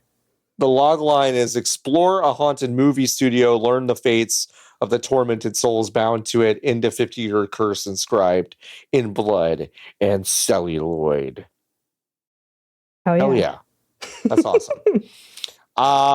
This is great. Very interested in this. I'm going to save it to my little itch.io library. That's awesome. Yeah. I played finally Once Upon a Katamari this week. I think like Avowed might be still my favorite game of the year. Once Upon a Katamari is real fucking close. So Once Upon a Katamari is really fucking close. Dethrone it. Hey, folks, Katamari games are fucking awesome. Like I just like. I have immediately gone back to my college dorm 20 years ago playing Katamari Damacy on my PS2 with my friends. This is the game that famously my roommate Pablo walked in on my friend Patience and I playing and saying, "What is this baby game? This is a baby game. This is a game for babies. play baby game." And then when we came home from class one day, Pablo was fucking glued to our little TV playing Katamari Damacy, going absolutely apeshit over it. If you've never played a Katamari game, well, first of all, you're in for a fucking treat. You should go get this right now. Oh yeah, get any of them. If you haven't played any, get a Katamari. Get any of them. Damacy just reroll. Get them. Yeah, they're so good. If you've never played it, you play as a character called the Prince, and you are the child of the King of the Cosmos, who is one of the greatest video game characters ever made. He's the worst. He's the fucking worst, but I love him. And you are rolling a ball and you are collecting little objects around various stages, and you are trying to get bigger and bigger and bigger until you can collect bigger and bigger objects. You have different objectives per level and all this stuff. Once a Katamari basically puts you in control of the prince when the king destroys the cosmos essentially on accident and creates a little pocket universe where you can relive the Earth's history across time. You're supposed to roll stuff up to basically regenerate the cosmos in a new image. It is fucking awesome. It is so much fun. They don't miss. They don't miss. It is just like, it is returning to this like such a simple idea, but with some modern trappings of a lot of collectibles and cool stuff you can do, some cosmetic changes and things you're allowed to do with your character, your player character. But really, this is just tried and true Katamari gameplay where it's just a blast to roll stuff up in this world. You're always trying to like get big enough to roll up like a cat that you see or a person. It's always kind of this weird like intrinsic goal you have to get big enough to roll up some of the stupidest stuff in the map, in the level. And a really brave, amazing, but totally expected thing that they have done is like this game just looks like a PlayStation 2 game. It is totally made. That's what everybody wants. Give the people what they want. It's like if you have fucking design chops and confidence, it doesn't have to look like a fucking. It's like it looks the same as it did 20 years ago, and it's awesome. So I just immediately transported and delighted, and I just think this is one of the best games of the year by far. And it runs amazing on a Steam Deck. So if you have a Steam Deck and you're on Steam, it's great. You can get it on Switch, PlayStation 5, and Xbox as well. But like, This game came out a week ago, and I can't put it down. It's awesome. Love. So, yeah, I just can't say enough good things about it. It's a really clever take on it, and just one of those things. It's like, you realize, like, it's just one of those games that make you realize how complicated I think some people making games. Like, you brought it up a couple weeks ago, I think. It's just like, you're like, well, people just missed Katamari, and so they made one because they had the ideas. Great, and that's it. It's like, it's so good. So if you've never played one, play any of them. But also, Once Upon a Katamari has some modern quality of life stuff that I think you might appreciate. But it's awesome. So please go play it. Very special series of games, and the new one is awesome. So honestly can't say anything else about it. It's just so great. Good. So yeah. Music? Awesome. Music is great. Perfect. Is awesome. Kind of non sequitur as the music tends to be? Yeah. Good. Yeah, it's totally non sequitur. It's totally like, there's some like acid jazz bullshit in it, but it's also like just the same Katamari weirdness you would expect. Some sing-along, sing-song kind of bullshit. Bleeps and blurps. And, it's like, I think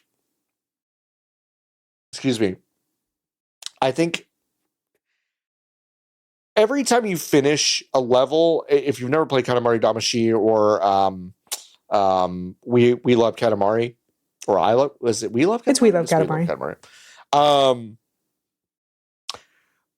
When you finish a level, just the moment after you play the level and the king kind of goes over your results and decides to shoot your progress into the sky and make a planet, it's just like, it's such a beautiful 30 seconds of gameplay of like the care given to you accomplishing something while also managing to be very funny and kind of silly at the same time.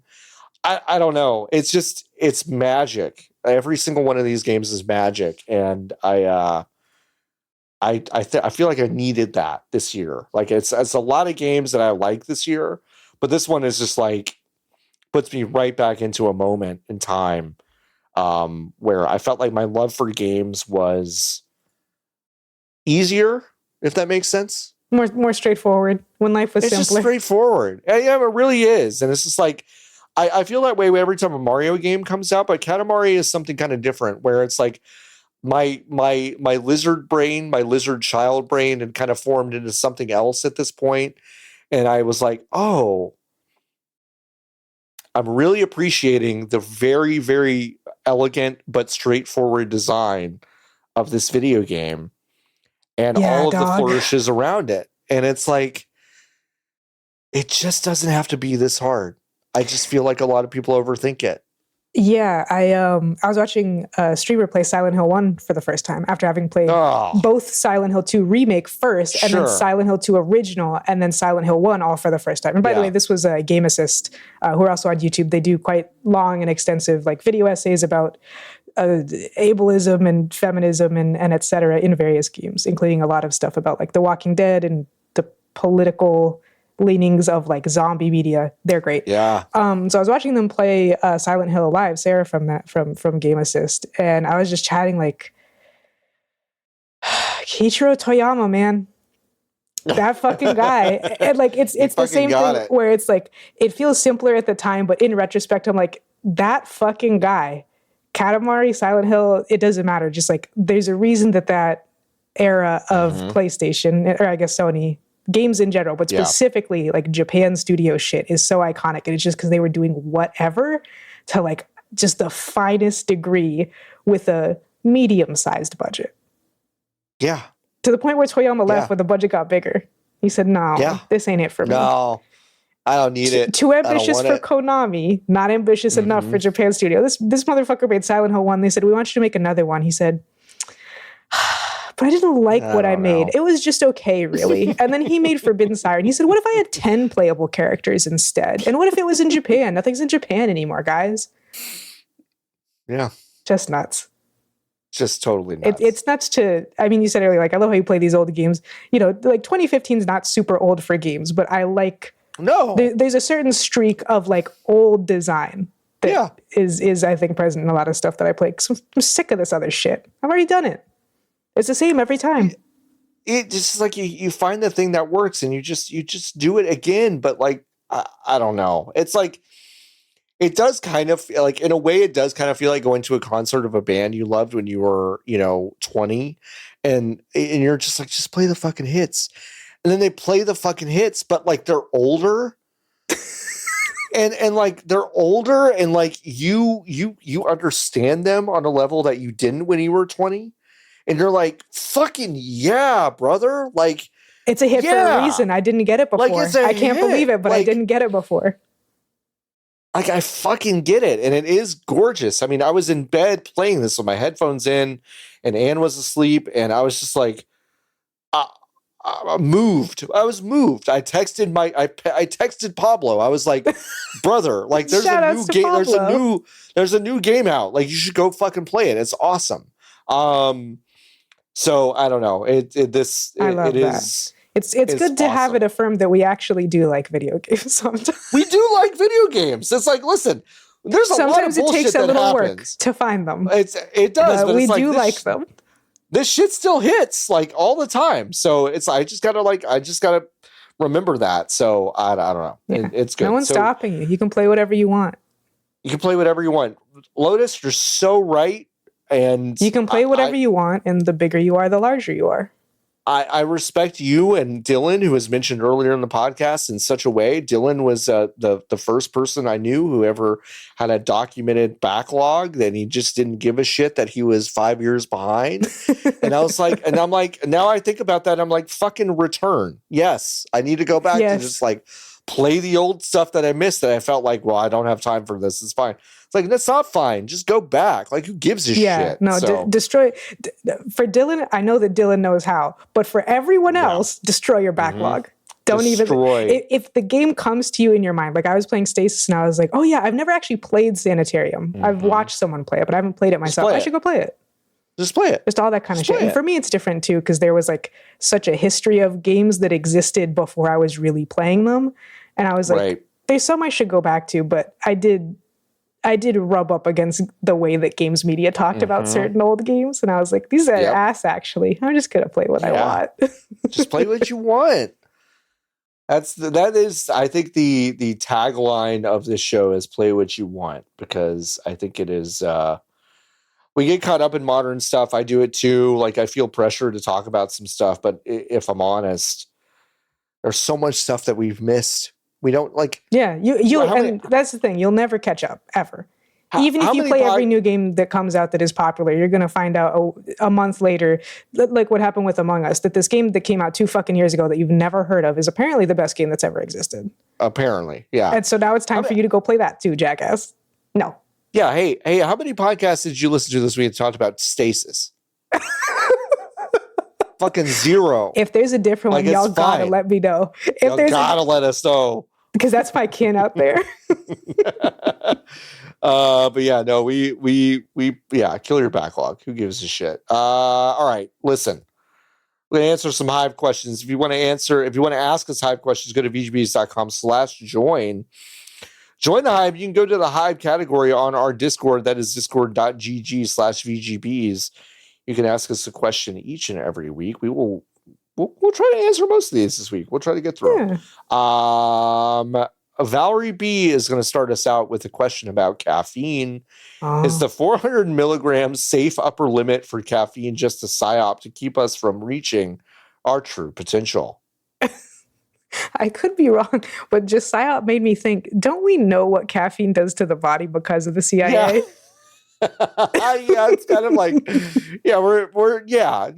a psyop in the sense that they did it and we know what it does. So look, if you're not shitting yourself and trembling while you type, you can do what you want with your body. That's what I'll say.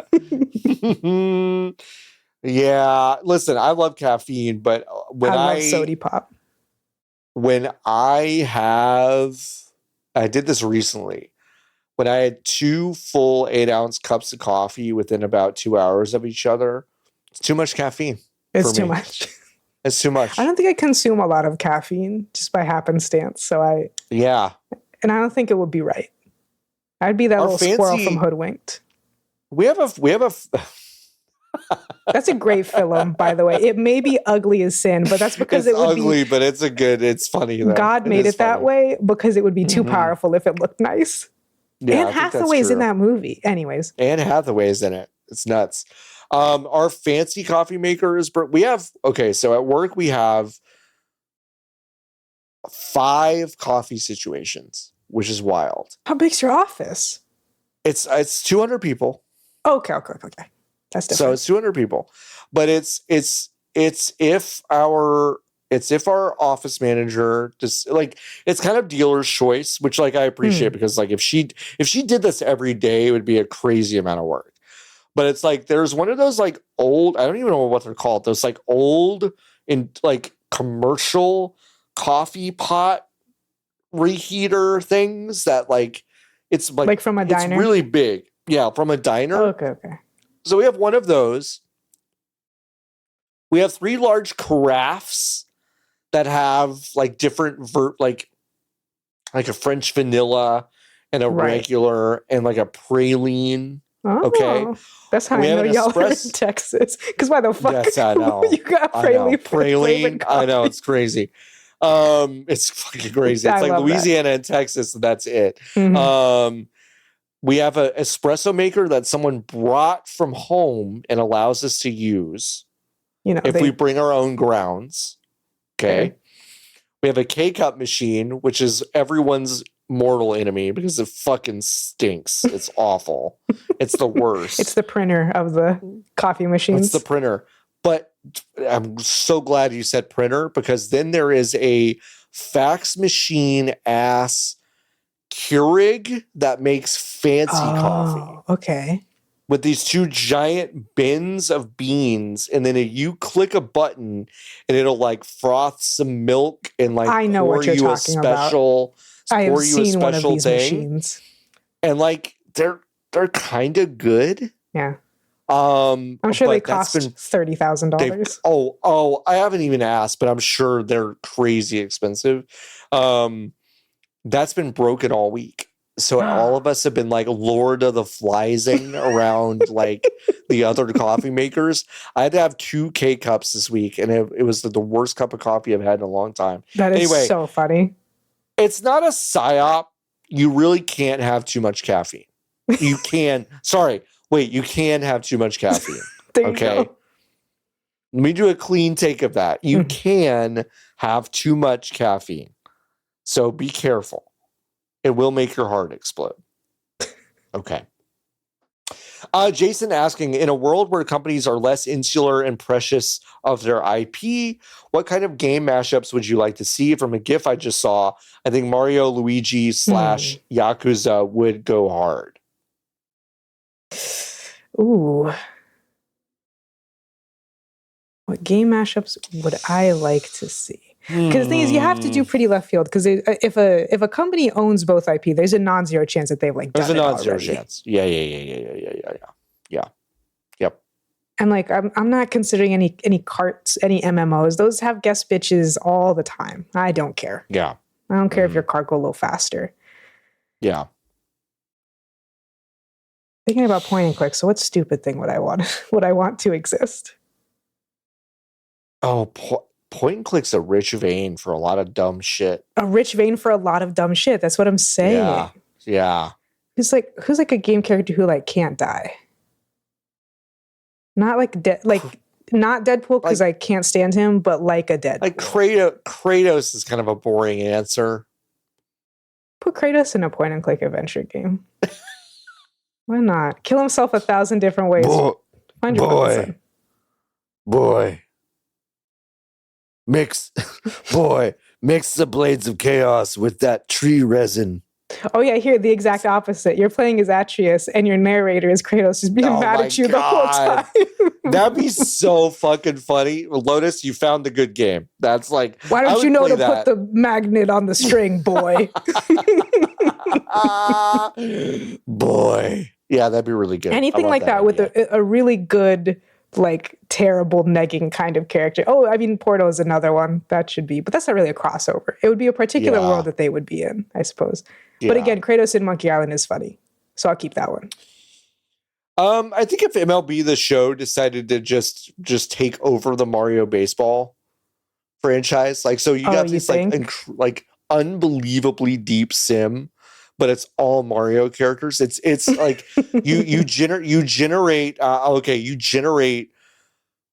1,000 different players that are completely unique to the Mario universe, which, like, I do think exists. Yeah. Right.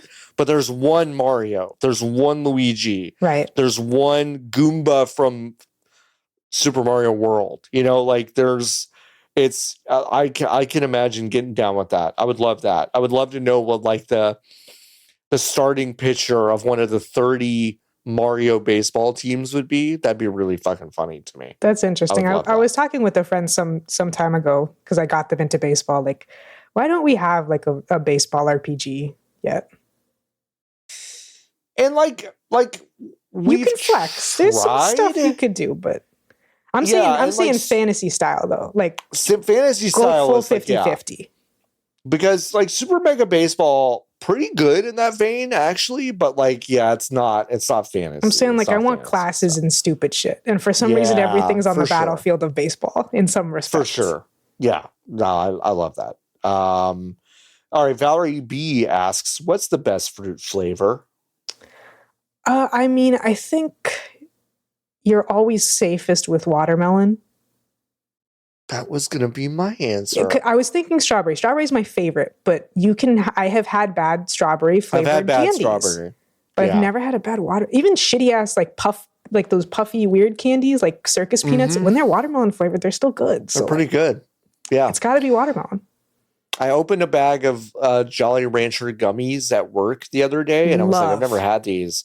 And I put a watermelon one in my mouth, and I was like, this shit rocks. Jolly Ranchers are already good.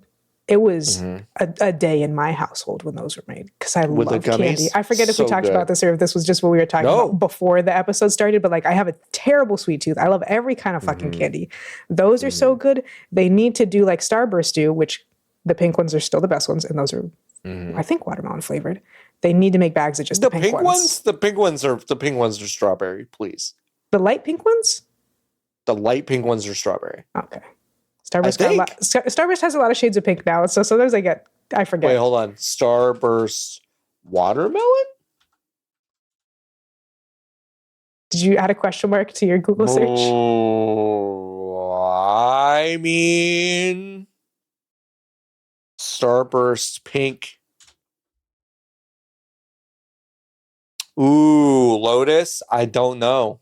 That's what I'm saying. Because also, I can don't vividly know, because I know what you're talking about. I can vividly, I can taste it when I think about it, and it doesn't taste like anything that's real. No, it doesn't. No, please. I want everyone to understand. When you suck on a Jolly Rancher watermelon, that shit does not taste like watermelon in any sense of. But what I mean, in any sense, they taste like artificial watermelon. What I'm saying for the Starburst is it tastes like pink. Oh, yeah. It tastes like pink. But I don't know what it is. You know, but they are the best ones. We have a bag of all pink Starbursts in our pantry, though. They're great. They're good. They're really good. Jolly Rancher watermelon only. A little bit of the Marvel Rivals came back. I got possessed by the spirit of racist Psylocke. Are you an Oni? Sawyer asking, back to the caffeine question, how do you take your coffee or improvise for your other caffeine crutches? Yeah, I can't even say that I drink it for the caffeine. I only drink soda. I don't drink coffee or tea. I love Dr. Pepper. But I have phases of dark soda. So sometimes Dr. Pepper, and then after a while, my body gets sick of it, back to Coca-Cola. Been really craving Pepsi lately. I like Pepis. I like a Pepis. I like a Beepus, but it's really sweet. Even compared to Coke and Dr. Sweet. Pepper, it's so sugary, but sometimes it's just what you need. Like with pho, if I go to a Vietnamese restaurant and they have coconut Pepsi, I'm walking out because something's wrong with y'all. Something went wrong somewhere because that's not normal. Yeah. Yeah, that's weird. I've never thought about that combo, but you're right. It's not about the combo. It's about the principle. It's about the principle. There's some restaurants where you go to it and it's like, you could just feel that something's not right in here. Something's not right. If you go to a Viet place and they don't have Pepsi, something might be wrong. Sawyer, let me answer your question with I'm going to just tell you what I do. Periodically, I will drink a black espresso if it is made by Anne. Also, she will sometimes make a fancy coffee, and I will have like a salted maple latte, pretty much. My favorite coffee is at a place called Arcega's in Fayetteville, Arkansas, and it is called a Maple Street, and it is a salted I remember maple. you talking about this. It is a salted maple latte, and it is like genuinely like I'm despondent that I can't get one sometimes. And it's really, really good. At work, I get the mochaccino setting on that weird Keurig fax machine thing, which makes a little layer of foam, but then it makes kind of a chocolatey espresso drink underneath it, which is pretty tasty. So yeah, I take my coffee in a lot of different ways, but I will drink it black too, just a big 8 to wake yourself up, or black coffee. Yeah. That's a lot of the reason why I don't like coffee. Is my dad always went to work very early, and he would just drink jet black coffee. So like that smell is like so astringent and weird to me. Although I guess I actually do have a real answer for how I take my coffee, which is in tiramisu. Now that I think about it. Great answer. Love a tiramisu. Really good answer. They can be very love a tiramisu. Hit or miss. But when they hit, God. There is another. I'm already Googling a name because of this next question. Don't Focus asks. No, sorry. Bone Chug Actual asks, what's the worst song currently in your head? Currently? Yeah. Oh, geez. It's so weird. We were out all day today running errands. Only bangers on the radio, John. Can you believe that? Oh, really? Okay. Breakaway by Kelly Clarkson. Bleeding Love, Leona Lewis. Time of Our Lives, Miley Cyrus, played in Michael's of all places. I said, what are y'all doing in here? So like right now, I have to think. Something really annoying that gets stuck in my head. I mean, probably that Dance Monkey song gets stuck in my head sometimes. That song's fucking awful. Tones and I, Dance Monkey, yeah. Yeah, it's really bad song. That's probably the worst one that gets stuck in my head. Okay, who's the guy that goes, beep, Benson? Beep? Yeah, Benson, there we go. Thank you. God damn, thank you. You were very nice for, you got it, but you were nice for lowering it to that level for the microphone. John, I do yell that at my roommates sometimes for fun. It's full volume. It's awful. But it's so funny. It is awful. It is an awful song. I hear it still. Like I feel like TikTok is like cooled on it, thank God. But like I still fucking hear it. It is awful. Anything by Taylor Swift. Because Taylor Swift's best song, Love Story, did play, which is great, but that does remind me. It's me. Hi. I'm the problem, it's me. Because that song also has, why do I feel like everyone around me is a sexy baby? It's a sexy baby. There are things that I won't say on the podcast due to incrimination. There are four songs off of her album Folklore, as well as the song Love Story, that I think are genuinely good. She has some good songs. I think the songs off of Folklore I like are actually a result of Aaron Dessner producing them, who is with The National, which is my favorite sad dad white boy band. Classic Strainer band. I think those are good. There's a lot of Taylor Swift shit that makes me and it's a shame because she has had some really good songs. She's had some really good ones. But she's the range on her is crazy. Yes, a range derogatory, not the way you usually say range when you're talking about performers. It's crazy. It goes crazy. So I agree. But Benson Boone right now is stuck in my head because I heard it like earlier today.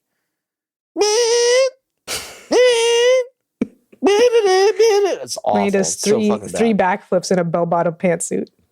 Fucking asshole. I hate that guy. All right. Sphinx asks, since I saw this discussion on a different Discord, I'm so glad you asked this here. What are your thoughts on the word y'all? Should it be allowed to be used or should it be banished? For the record, I don't actually care and I use the word semi-often. I wonder if we'll have the same thoughts on this. Well, oh, really? Maybe. Interesting.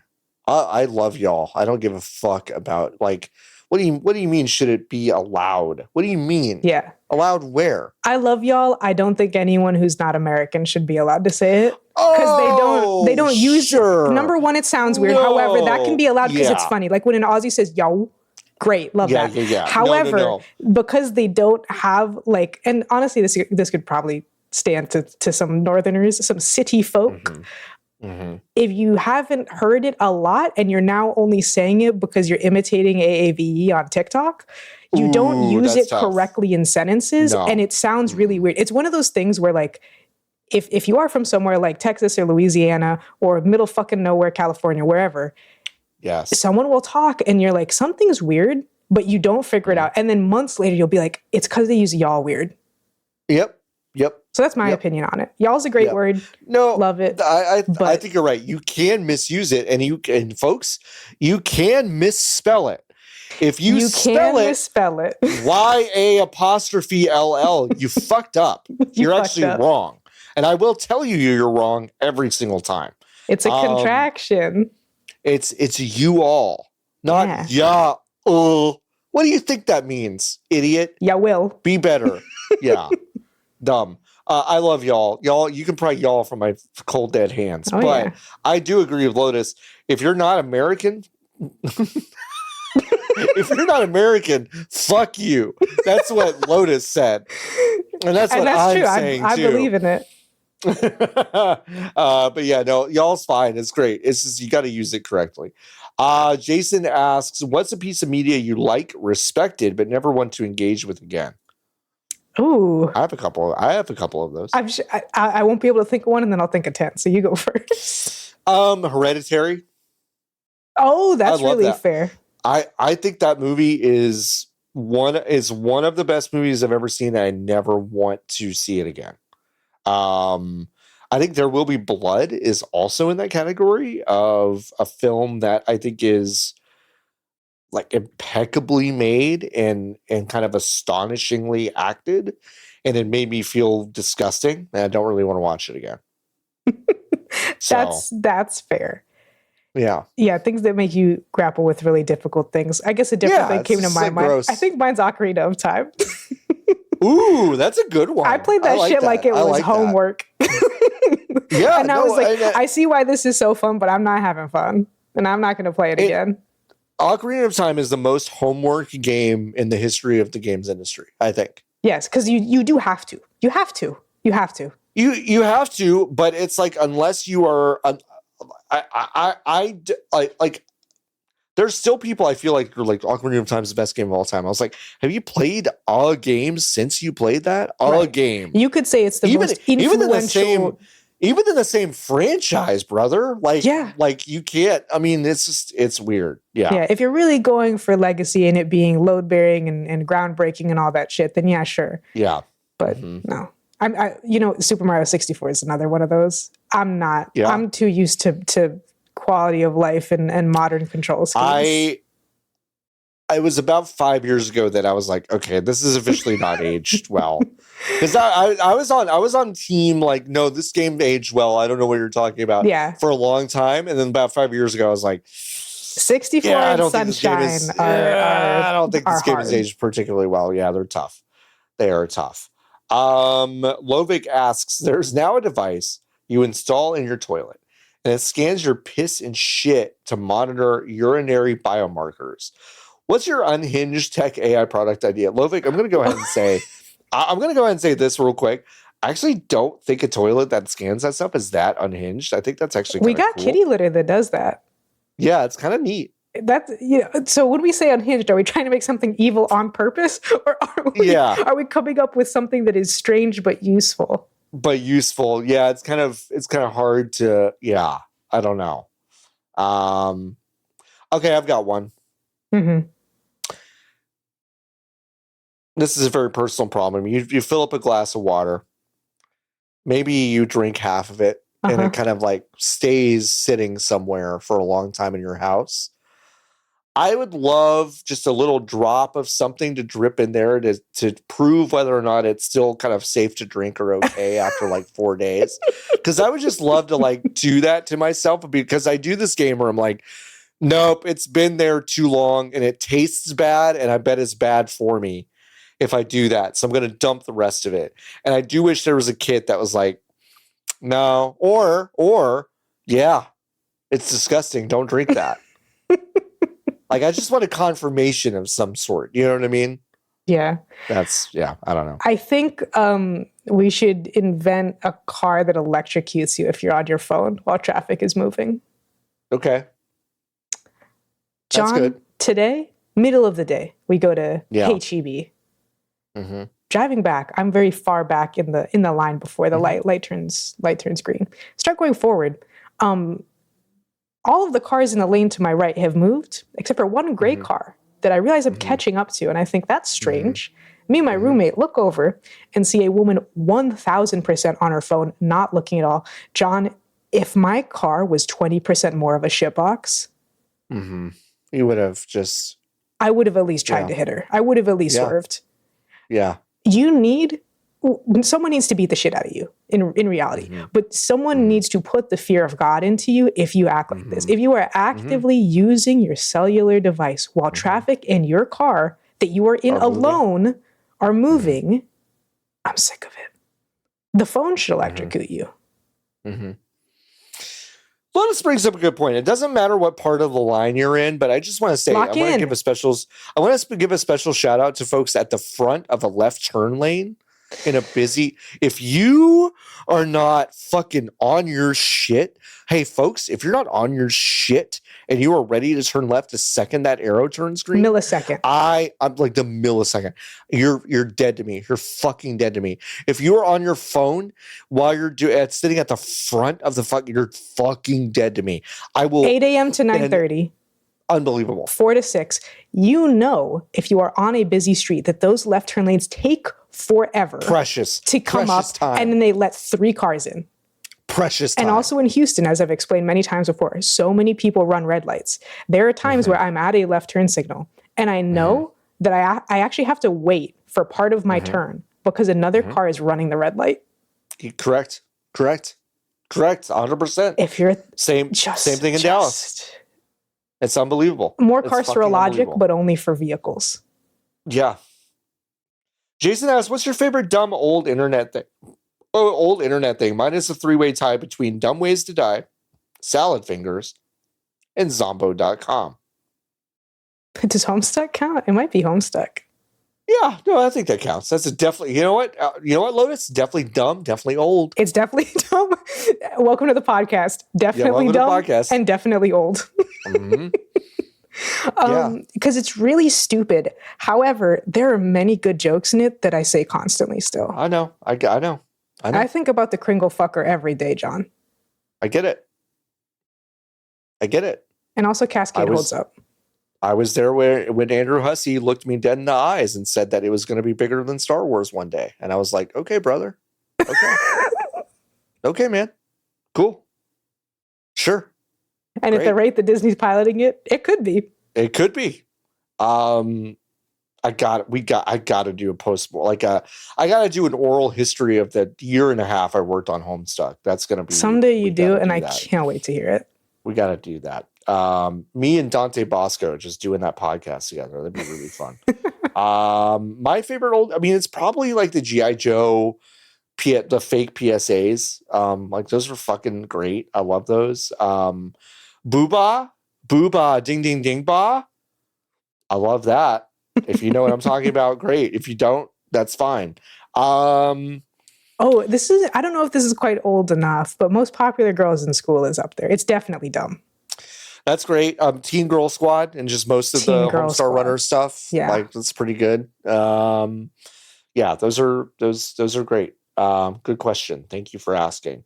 Valerie B, what game would you absolutely love to get back into if you somehow miraculously found the extra time to do so? Well, Lotus doesn't have those scruples, so but the question still stands.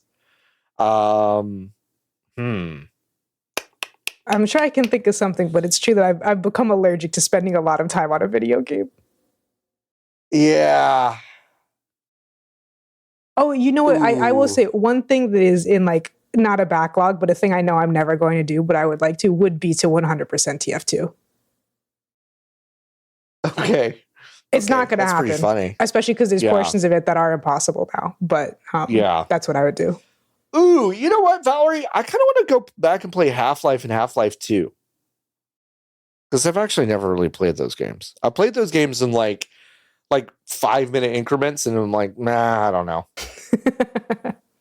And I'm kind of like, maybe I should go back and try. You know what I mean? Play whatever you want. That's the theme of the episode. Who cares if they're old? My Hero Zero asks, when was the last time you played Pac-Man? Brother, I played Pac-Man when I played Shadow Labyrinth. Yeah, you played it recently. I played it recently.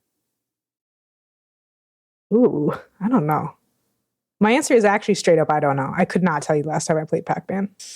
And the time before that was not that long ago. It was probably when Nikki came to visit in July and we went to Cidercade, and I think I played Miss Pac-Man. So not that long. I mean, listen, those games whip. They're great. Yeah. They're really good.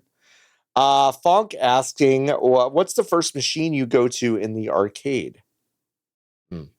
I like light gun games, House of the Dead, etc. Mm-hmm. Especially because if I'm going to an arcade, I'm not alone.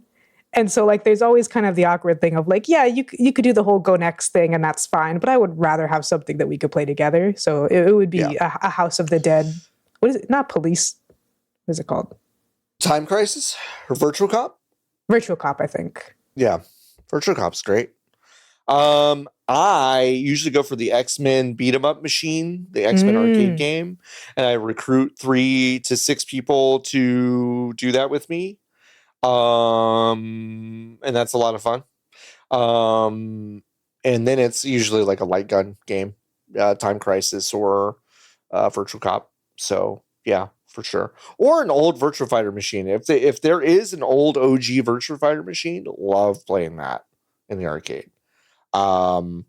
Jason asking for John and Nikki. Well, unfortunately, Nikki's not on the show, but you both have small dogs. Any particular reason why you went with small? Would you consider getting big dogs? I played with a big dog recently, and like I think they are so cool. What a cool thing, big dog. Big dog. They're just like little dog, but bigger. Like they're so neat. Mine is a very practical actual thing, which is I cannot handle big dog. I cannot pick up big dog. I can pick up small dog. And I can handle small dog. So that's really it. Also, like, I like the dogs in the bed situation. I think if I had a big dog, I'd be annoyed that there was like a third person sized thing in my bed. So that's about it. I like big dogs. I just like every time I see a big dog, I'm like, fucking yeah, awesome. But just from a practical standpoint, it doesn't work for me, I think. So, yeah. Funk asking, any wild dog, cat experiences with the animals? I think that's related, and it's for you and Nikki, it sounds like. I mean, wild? Like, yeah. Like, having a dog is fucking weird. Okay, I'll just say it. Jasper's dick is huge. Jasper's got a That's why it's getting obliterated. That's why it's getting obliterated. He's got a huge dick. Also, Lotus, huge asshole. Like, it's the biggest asshole I've ever seen on an animal. It's crazy. Like, you think you know what an asshole looks like? No, think again. Like, this guy's got like a big fucking asshole. Crazy. So yeah, I think my funniest experience, and I actually got I got the opportunity to retell the story last night. But when Ann and I first started dating, we had a backyard, but the cat we had was not allowed back there because it would escape. We had, again, can't stress this enough, had just started dating. I went to work and Anne was staying. She had stayed the night, and she was there that morning.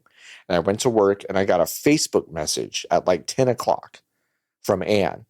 And I was like, well, girl, you got my number. Why do I have a Facebook message from you? And I opened the Facebook message, and she's like, hey, John, I went outside this morning for a little like cup of coffee outside, but I was in my bathrobe and I have nothing on underneath. And the cat got out. And then when I went to go get the cat, the dog also went outside, and I locked myself out of your house. And I was like, oh my God. Okay. And I was like, wait, why are you on Facebook? She's like, I don't have my phone. I had to pick up the dog and the cat. And I went through the fence and I went to your neighbor's house, and I'm on his computer because Facebook is the only login information I remember. And I am texting you because I am naked under this robe with your dog and your cat, and I have to get back into your house. And so I had to go home and do that. So it's very funny. Very, very funny. Dogs and cats, like, they just don't give a shit about your rules, which is very funny. They just don't care. They just don't care. It's really funny. They just don't care. We just decided that we can like live with them. And like, it works mostly. It's kind of a miracle that it works mostly. Like, from thousands of years of domestication, it's really, really fun. But every day I marvel at the size of Jasper's butthole. Anyway, Valerie B, what piece of media do you quote the most? SpongeBob. Yeah. It can't be anything but Simpsons I considered, but it has to be SpongeBob. Although the bigger you are, the larger you are could push Tumblr into a pretty high place for that post alone. Yeah. I love to say the bigger you are, the larger you are. It's so really stupid. Funny. It's really funny though. Oh boy. It's a lot, right? Like Arrested Development for sure. A lot of movies that my mom and I watched when I was younger. Well, I guess we were both younger, huh? Well, you were born at a very young age. I was born at a young age. Fletch, the movie Fletch. Oh, really high on my list is the program by Trixie and Katya, two drag queens and comedians. There's a lot of little snippet, and also like even if those names hit your ears and you're like, I have no fucking idea who they are. There are many phrases which have hit your lexicon and not even through me, just dissemination through the internet. Yeah, Lotus, I have not watched a single episode of their shows. I think they have several, right? I feel like they started with and then they had a different one, and now they just have their podcast, The Bald and the Beautiful, which is an excellent name. But it is so good. I've watched so many of those clips on TikTok because they're so good. They're so funny, and they're so obviously friends. Funny. Their friend chemistry is insane. Oh my God, they're funny. I wish I could remember the one that I like quote the most, but I say it too much that it's not the kind of thing that I can call to my memory. It's stuff that I just say all the time. But it's so funny. So I feel like I should watch their shit, but I'm like, I feel like I've already seen so much of it. But that's good. Arrested Development, a lot of different mystery. Like if you expand the whole thing, probably Mystery Science Theater 3000. This potato's got big ears. All the flesh lift off my skull. Oh yeah, because you talking about that is what made me think of because there's two levels down to Young Frankenstein. Because Katya randomly said in some episodes, "Stay close to the candles. The stairs can be treacherous." I didn't know what that was from, but I said, "That's great. I love that. I'm taking that right in here, in here." Yep. So yeah, there's a lot of I fart on your head as my revenge, but in a French accent. That's Mystery Science Theater 3000, baby. Like, and we say it all the time. If we watch a baseball game and someone slides, safe. That's from Mystery Science Theater. I need you to understand that when I say safe, that's from Mystery Science Theater. It's not me just going, well, that guy's safe. It's not. So, but it's probably Mystery Science Theater because my mom and I watched like an unbelievable amount of it growing up. That's good. that's pretty much it. What's the Adam Juice asking? What's the best, scariest goosebumps for you as a kid? The Haunted Mask episode fucked me up. Are you talking about because I only read the books, baby. There's a Goosebumps miniseries. I know because I watched a couple episodes of it at a sleepover as a child. Okay. But I didn't read a lot of the Goosebumps books. I was way too busy trying to get through all of the Animorphs. And so the only Goosebumps I remember is like it's set in a swamp and there's like monsters that whistle. And I just remember the cliffhanger at the end of the book like being very scary. And I thought it was scary and I was scared I'd hear whistling. That's as much as I can get. The Goosebumps episode I remember is the one where she turns into the pig. And honestly, for a children's program, the effects on the prosthetic was actually really good. Really scary. Yeah, it was really scary. Adam Juice, it's also your birthday. Happy birthday. Happy birthday. Papa Bear Zach, also your birthday, and asked, what's the best arcade cabinet? Ooh, also happy birthday. Are we talking about design or is the game included? Dealer's choice. Okay. Unfortunately, I'm from the era of dead arcades. The only arcade I ever had was a very small one in my movie theater, and it was quite expensive. Yeah. And then you have stuff like, the place where you can do go-karts, and then they would just randomly have arcades. So, like, I just take the softball and say, like, Street Fighter 3 Turbo. Okay. It's nice. It looks nice. I don't know. Yeah. I have a lot of affection for Tekken 2, just as an arcade machine. But I think if I'm honest, I really like. I really like the Star Wars arcade game. Like you get in that big fucking dumb thing. Yeah. Like I like that a lot. I just like it. It just feels having a little curtain. Like very dramatic. Yeah. It's so fucking extra. Yeah. It's just like we're Star Wars. It's like, okay, we got more money than you, baby. We got it. Yeah. Yeah. Yeah, I think that's it. I think that's probably my answer. There are a lot of really great arcade games that I think are solid, but like I love those big extra ones. They're so fun. I love that. And happy birthday again to both of you. Okay, egg emoji. This is a long question, so I'm gonna read it. Oh yeah, it got some details. This is all for you. It's got some details. Do you want me to read it? All for me. So yeah. Do that. That probably so makes I'll feel like I'm answering sense. it. Yeah, sure. Yeah. So it's so nice to have you here, John. I have a question for John on his recent / ongoing playthrough of Final Fantasy IX. How do you play it? By which I mean, which platform? Do you use a guide? Are you a completionist? Do you worry about synthesizing all the best items and unlock all the chocobos? Do you take advantage of quality of life features like 2x speed, max damage, etc.? And then I guess that's the first part. And then we'll get to the second part. Yeah. I usually play it on PC. I am playing it on PC now. I've not played it since we played it on stream. So and you're playing a government approved version, I believe. I am. It is something out of all the games that have ever been made, I've probably paid for Final Fantasy IX the most times. It's one of my favorite games, one of my very favorites, and I'm cool with that. It is a government approved Final Fantasy IX. I played on PC on Steam. I play it without a guide.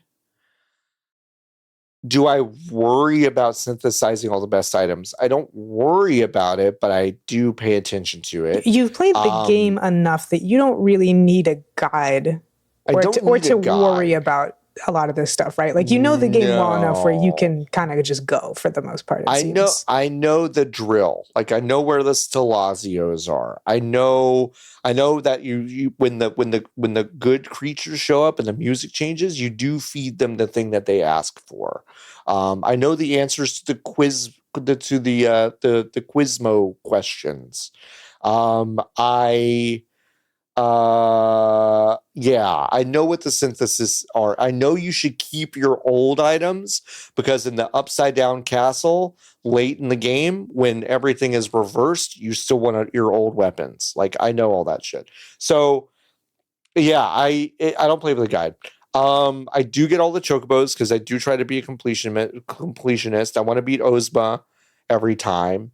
Do I take advantage of the quality of life features? I do take advantage of 2x speed sometimes, but like none of the other ones. Mm-hmm. I feel like the other ones are like actually cheating, and the 2x speed is like, which by the way, I don't give a shit about if you're like someone else, but for me, yeah, it's just not what you like to do. It's not what I like to do. So that's how I play it. Okay, there is a second part to this question. There is a second part. It's kind of incidentally 2 questions as well, but it's like, because I don't get the feeling that you do this, assuming you replay these games to evoke the feeling you had when playing them for the first time, or to discover new things about the story, characters you hadn't noticed or engaged with before. The second, I think you just know the game now to where that's not really a factor.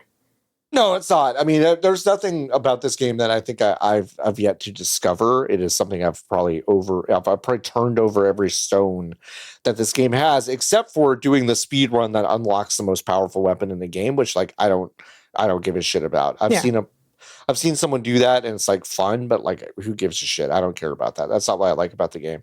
It's like reading a good book again. That's about it. It's not really, I wouldn't say it, I wouldn't characterize it as having the same feeling. I would say that every subsequent year I play this game, I feel kind of a slightly different way about it, but I'm not discovering something new. I'm just rereading a good book. Yeah. You're not really trying to get a feeling or do anything particularly deliberately. You just do it because you like it. I'm open. I haven't stopped loving it, so I'm gonna keep playing it. I feel that way about Shenmue, honestly, too. Yeah. Like it's a goofier game in a lot of ways, but like that's the same thing. I'm like, I know what this game has to offer, and I feel slightly different about it every time I play it. I still love it every single time I play through it. So yeah. It also does run like ass on Switch too. I've seen that. So thanks for that PSA egg emoji. Thanks for that answer. Okay, we have only a few more questions left. Grace asking, if you could attend any concert in history, what would you choose? Daft Punk Alive, which they said is a very good answer. That's Grace's choice. It's very good. I wouldn't be mad about that one, but I would probably have to choose someone who's dead. Yeah. Like I'd probably choose like Whitney. I don't know any particular tour that I can think of that's like, oh yeah, that's the one. But like I'd probably pick Whitney because I'm also kind of picky about who I see live in the sense of like, I know myself. I'm not like a dancing, partying, barricade type. Mm-hmm. So like, there's a lot of artists who I just don't care to see live. If you're not going to sing live, then there's a really high chance that I don't care. Just because I'm like, I could listen to a rip of this or a DJ set or whatever. Or I can see a video of the performance. And yeah, it's different live. But generally, if I'm going to go to the trouble of seeing someone live, it's probably going to be because they are a very powerful singer. Yeah. Like you can add Ariana Grande, Dangerous Woman to that list too. I was so fucking mad. Ooh, John, I was so fucking mad. I wasn't super into Ari at the time. Mm-hmm. But one day, a bunch of people were missing from my high school. I didn't know why. The next day, all these cunts came back in Dangerous Woman Ariana Grande t-shirts. Because the concert was in San Antonio, so they had to skip school to go see it. It's fucking unbelievable. Unbelievable.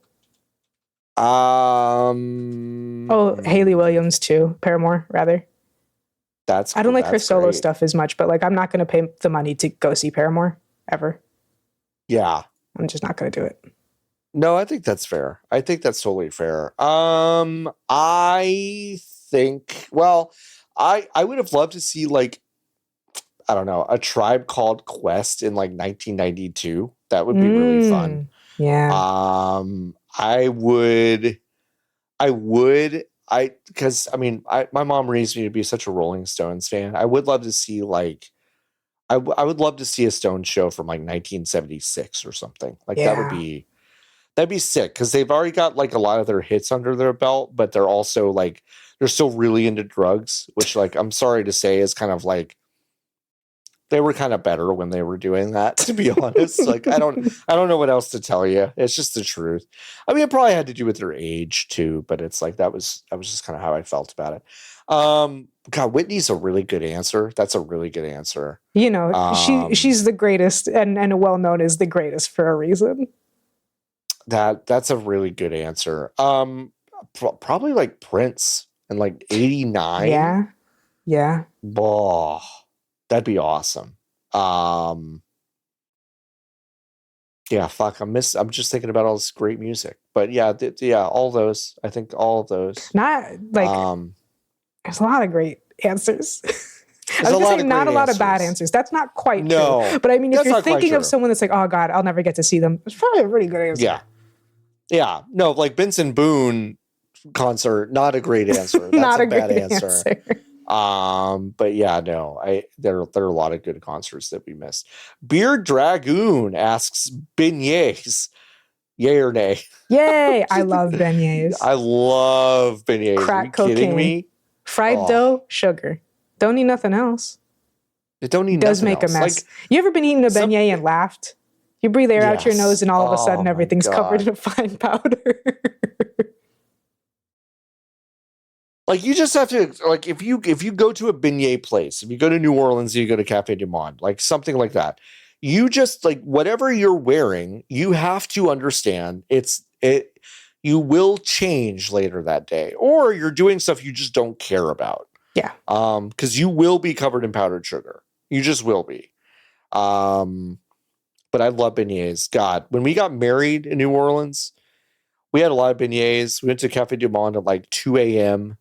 after like a bunch of us partied to get. God, that was so much fun. It's like beignets are so good. Awesome. And they're great at any time of day. That's the thing. Yes. Is that they're just awesome. There's exactly one Shipley's Donuts because they are headquartered in Houston, Texas, and they serve full-size beignets. Oh. That's awesome. And Shipley's are open 24/7, baby. That's awesome. All of their employees are stoned, more so than a Taco Bell, and I'm being dead fucking serious. Oh, I believe it completely. They're just gone. You can tell they have like one customer every 4 hours, and that shit is fresh. Because you have to wait, despite them being donuts. Absolutely. Absolutely. Oh, Shipley's. Yeah. I love beignets. I love Shipley's. Love a pastry. Yay. I love a pastry. I'm a sucker for a pastry. Mm-hmm. And now it's John Hour for this next question. It is John Hour for our final question. Electric Gauntlet asking, any new updates from John on any of the reality shows he watches? I'm so glad you asked. Can we do you have a rotation that you have? We're rewatching Vanderpump Rules right now. Okay. And we are only about 7 episodes away from Scandival. Now, Scandival, of course, is the shorthand name for Tom Sandoval's cheating on Ariana Maddox with Raquel, who was James's girlfriend / fiance, until they broke up. Now, Raquel does a "methinkest you doth protest it too much" kind of thing with Tom Sandoval's best friend Tom Schwartz. And that's really a smokescreen to get us to not think about the fact that Tom Sandoval and Raquel are actually fucking this whole time. Oh my God. Okay. Crazy. Love her. We haven't gotten to that point yet, but Ann and I are being very eagle-eyed about like the signs that they're fucking in these scenes, which is a lot of fun. My opinion on Vanderpump Rules is that, like, you know, everyone sucks. Like, there's no one that's good. Okay. That often seems to be the point of reality television, is watching the girls fight. It's just watching the girls fight. You know, speaking of quotes that I've gotten from Aunt, I don't actually know what this is from. I think this might be Real Housewives. I wouldn't be surprised if we never saw Denise Richards again. I'll just say that sometimes to myself. Okay. That was from Real Housewives. Great. And that was from like the season like a reunion and a half or something that Denise Richards was on. And yeah, no, like she basically pieced out of her contract in the middle of a season because she was like, I'm pretty sure everyone's gonna realize that I'm like kind of crazy if I stay on the show. Okay. And so she left. And yeah, I think that was Lisa Rinna who said, I wouldn't be surprised if we never Yes, I know it's Lisa Rinna because I've heard of that before. I only know reality shows through the periphery of homosexuality. So I know who Lisa Rinna is. And honestly, there's other people who like I could recognize, but I don't know who they are. Yeah. Lisa Rinna and her cardigans. Lotus, like listen, What are you about to propose? We already do a lot here. We don't have a lot. I don't have a lot of time, but to get you to watch Real Housewives of Beverly Hills from the beginning. John, don't say that because I have 2 roommates who love reality television. I mean, I'm just telling you, this might be really entrapment because they listen to this program, John. Okay, it's really good. Like, and it starts, it's like, oh, I can't even say, like, it starts so crazy. It's got the craziest, like, 2-season crescendo of a fucking 15-season reality show I've ever seen. And it continues, like, it stays on a heater for like 10 seasons. But like the first 2 seasons, how many seasons does it have? You said 15? It's like 15 seasons. It's like 15, Jesus Christ. But Vanderpump Rules is a spinoff of Real Housewives of Beverly Hills, right. And we're almost done with it. And it's like, the thing about Vanderpump Rules is that like the men on the show are awful, right? Yeah. And social media would lead you to believe that the men are awful and the girls are like, God, the girls, like, good for you, be independent, like. No, like those guys are not gonna, like, girls are also everyone is insane. Terrible. They're all terrible. Whacked out of their gourds. Whacked out of their mind. And the thing with Scandival is that Ariana Madix then I don't know how to say this, it doesn't make me sound like kind of a calloused asshole, but everyone around her and she herself act like she invented getting cheated on. Which, like, I have to say, like, getting cheated on national television, like, sucks. Like terrible. I feel really, like, that's awful. That's crazy. But there is a point at which you're like, this has happened to other people before. Like, even people you could call. Like, you can call Andy Cohen, producer of your show, and go, hey, can I have the number of 15 other people that this has happened to on Bravo? Like you didn't invent this. This is not a novel idea. It just sucks, but it's like, you didn't invent this. And she's kind of created like a second career out of being like the only person that's ever been cheated on. And it's like, it's a little weird. It's got to the point where it's like, I don't know what to say about it that doesn't make me sound a little insane, but it's like, it feels that way though. You know, it's hard not to sound insane when talking about reality television personalities. Completely. Because also, despite being called reality TV, they live in an alternate reality. Yes. Completely. The other thing is that Sister Wives is, I think, either coming back or has already come back. Sister Wives is, of course, the show where a plural family based in Utah, but they move around a lot because plural marriage is illegal in Utah, and they just kind of skirt all those rules. It is the story of a man who decided to marry his 4th wife and then systematically decided over the span of 18 seasons my God, that he pretty much only likes the most recent young one that he married and kind of doesn't like any of the other ones, so pushes them away in a way that is a slow motion train wreck, in a way that, like, I think is actually kind of great. If I'm honest. Like, would I sit here and recommend that you watch 18 seasons of a reality show? No. But also, it's fucking awesome. It's great. It's really funny. It's really funny. Anytime I think about reality TV, because again, my roommates like reality TV a lot. Sometimes I'll just ask them what's happening, or I'll go out to get a snack or something while they're watching something. Mm-hmm.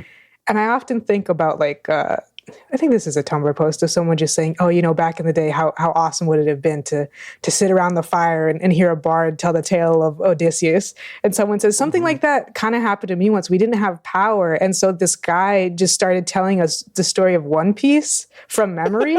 And everyone liked it so much that we kept going back every week. And you could do that with reality television. Absolutely. You could do that. Absolutely. Reality TV I know is Project Runway and Drag Race, which have reality TV elements. Like Drag Race has Untucked, which is the behind the scenes hour-long bonus episode that occurs after the runway while the judging is going on, before they do the lip sync for your life. And there's some good drama in that, but I don't usually like drama. Right. We should watch. I'll watch a season of Real Housewives if you watch season 9 of Drag Race with Untucked. I think you'd enjoy it. I will do that. I will absolutely do that. I mean, I think it's season 9. Yeah. okay, No, I will do that. I'll figure out which season it is. Figure it out. I want to say 9, but they blur together nowadays. Deal. Okay. I should have asked how many episodes it was before I said anything, but that's okay. No, I'll make you watch. I think I'll make you watch like season 2. Yeah. So started season 2. Do you know the meme of the girl that's pointing and she looks really upset, and then the cat? Yes. Okay. I do know this. When you learn the context of that image, I vaguely know it. Oh, because I was so curious. It's crazy. And the episodes that happened before and after that happened, some of the wildest reality television I've ever seen in my life. Okay. And for that to become such a meme of like, it's crazy. Like, it's like the meme of Ben Affleck dropping his coffee, and you're like, oh, but there's paparazzi stalking him, and he wants to kill himself in like a not funny way. Yeah, he's like genuinely like despondent. He's on his 12th reason. Yeah, absolutely. And those coffees, they're looking precarious. It's the same thing with this, where you like when you know the full context of it, it's like, ooh. And the thing is too, Real Housewives is the only one I know by name, even though I know a lot of people. Tiffany New York Pollard is not from Real Housewives. No, that is from I Love no, that is from House of Love. House of Love. Love and Hip Hop? No. House of Flav?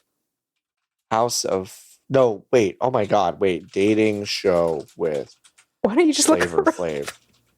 No, I'm because I feel like Flavor of Love. Jesus Christ. Flavor of Love. I figure that out? That's right. I've asked this question many times with my roommates. They're going to hear this and get deja vu. So I just always forget. She was on both first seasons of Flavor of Love because she was, I mean, genuinely one of the funniest people like. Oh, she's hilarious. Are you kidding me? She's so funny. And she's one of the best Drag Race guest judges that there's ever been.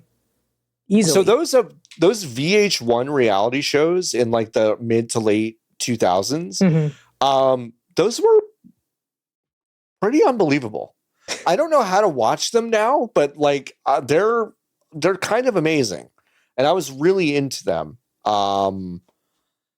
But yeah, God, Tiffany Pollard, it's so funny. New York, she's the best. Only 43. Feels like I grew up with her, and she should be like 70, and I don't know why. That makes no sense. But I was like, good for you, Tiffany. Good for you. Folks, that's going to do it for the show. Thanks to you. We did it. We got all the questions. Go to VGBs.com/join the hive. We'll answer your questions on the show. Nikki should be back for one more episode next week, and then it's going to take a little bit of a break in November because Nikki is just running a mile a minute. It's got a new job, just moved, doing a whole lot of stuff. It is difficult, understandably, to find the time to do this, so it's going to take a little breather, which we totally respect. And yeah, but yeah, VGBs.com/join the hive. Lotus, do you have anything to plug? Nope. Drag Race season 9, I guess. Drag Race season 9. Hey, go to fucking Peacock and watch all of Vanderpump Rules. Just do it. Oh God, just I think they're all on Peacock, aren't they? Oh yeah, they're all on Peacock. I'm sure that's good. All on Peacock. Yeah. Or Paramount, whatever. You could just, God, Lotus, God, yeah, Summer House. We haven't even talked about Summer House. Anyway, hello? I could talk about these things forever. I just like, I've done. John's like, dangerously close to creating a solo spin-off podcast. I can't believe this. I just want to imagine you, John, in bed playing Katamari with one hand, and or I guess you do both hands, and you just have like a Tascam recorder sitting on your chest. Mm-hmm. You can occasionally hear Ravioli snoring into it, and you're like, and so anyways, guys, the next thing that happened, that's your ASMR. ASMR. That's my ASMR. John talks to you about reality television until you fall asleep. It's just like the kid. It's just like the guy that watches the trains in England with that camera angle, and it's just me. It's just me in bed talking about fucking Summer House. Yeah, absolutely. It could happen. We'll see. Folks, thank you so much for listening to this. If you want to leave us a 5-star review, we will read your review on the air. We did not have any new ones this week, but you can go do that wherever you review podcasts, and we will read it on the air. We appreciate your support so much. And please tell your friends. Tell your friends about this podcast. Tell your friends about VGBs.com/join. Join the Hive. It's the only way you get bonus episodes. In theory, we have bonus episodes. It's been about 2 months since we made one, so we got to fix that soon. But yeah, and that's why we were talking about reality TV in such a way. It was all planned. That's all part of the plan. Folks. All part of the plan, our grand plan. We're great marketers, and that's why you should join VGBs.com/join. Join the Hive, please. Tell your friends. And until next time. Keep on buzzing! Woo!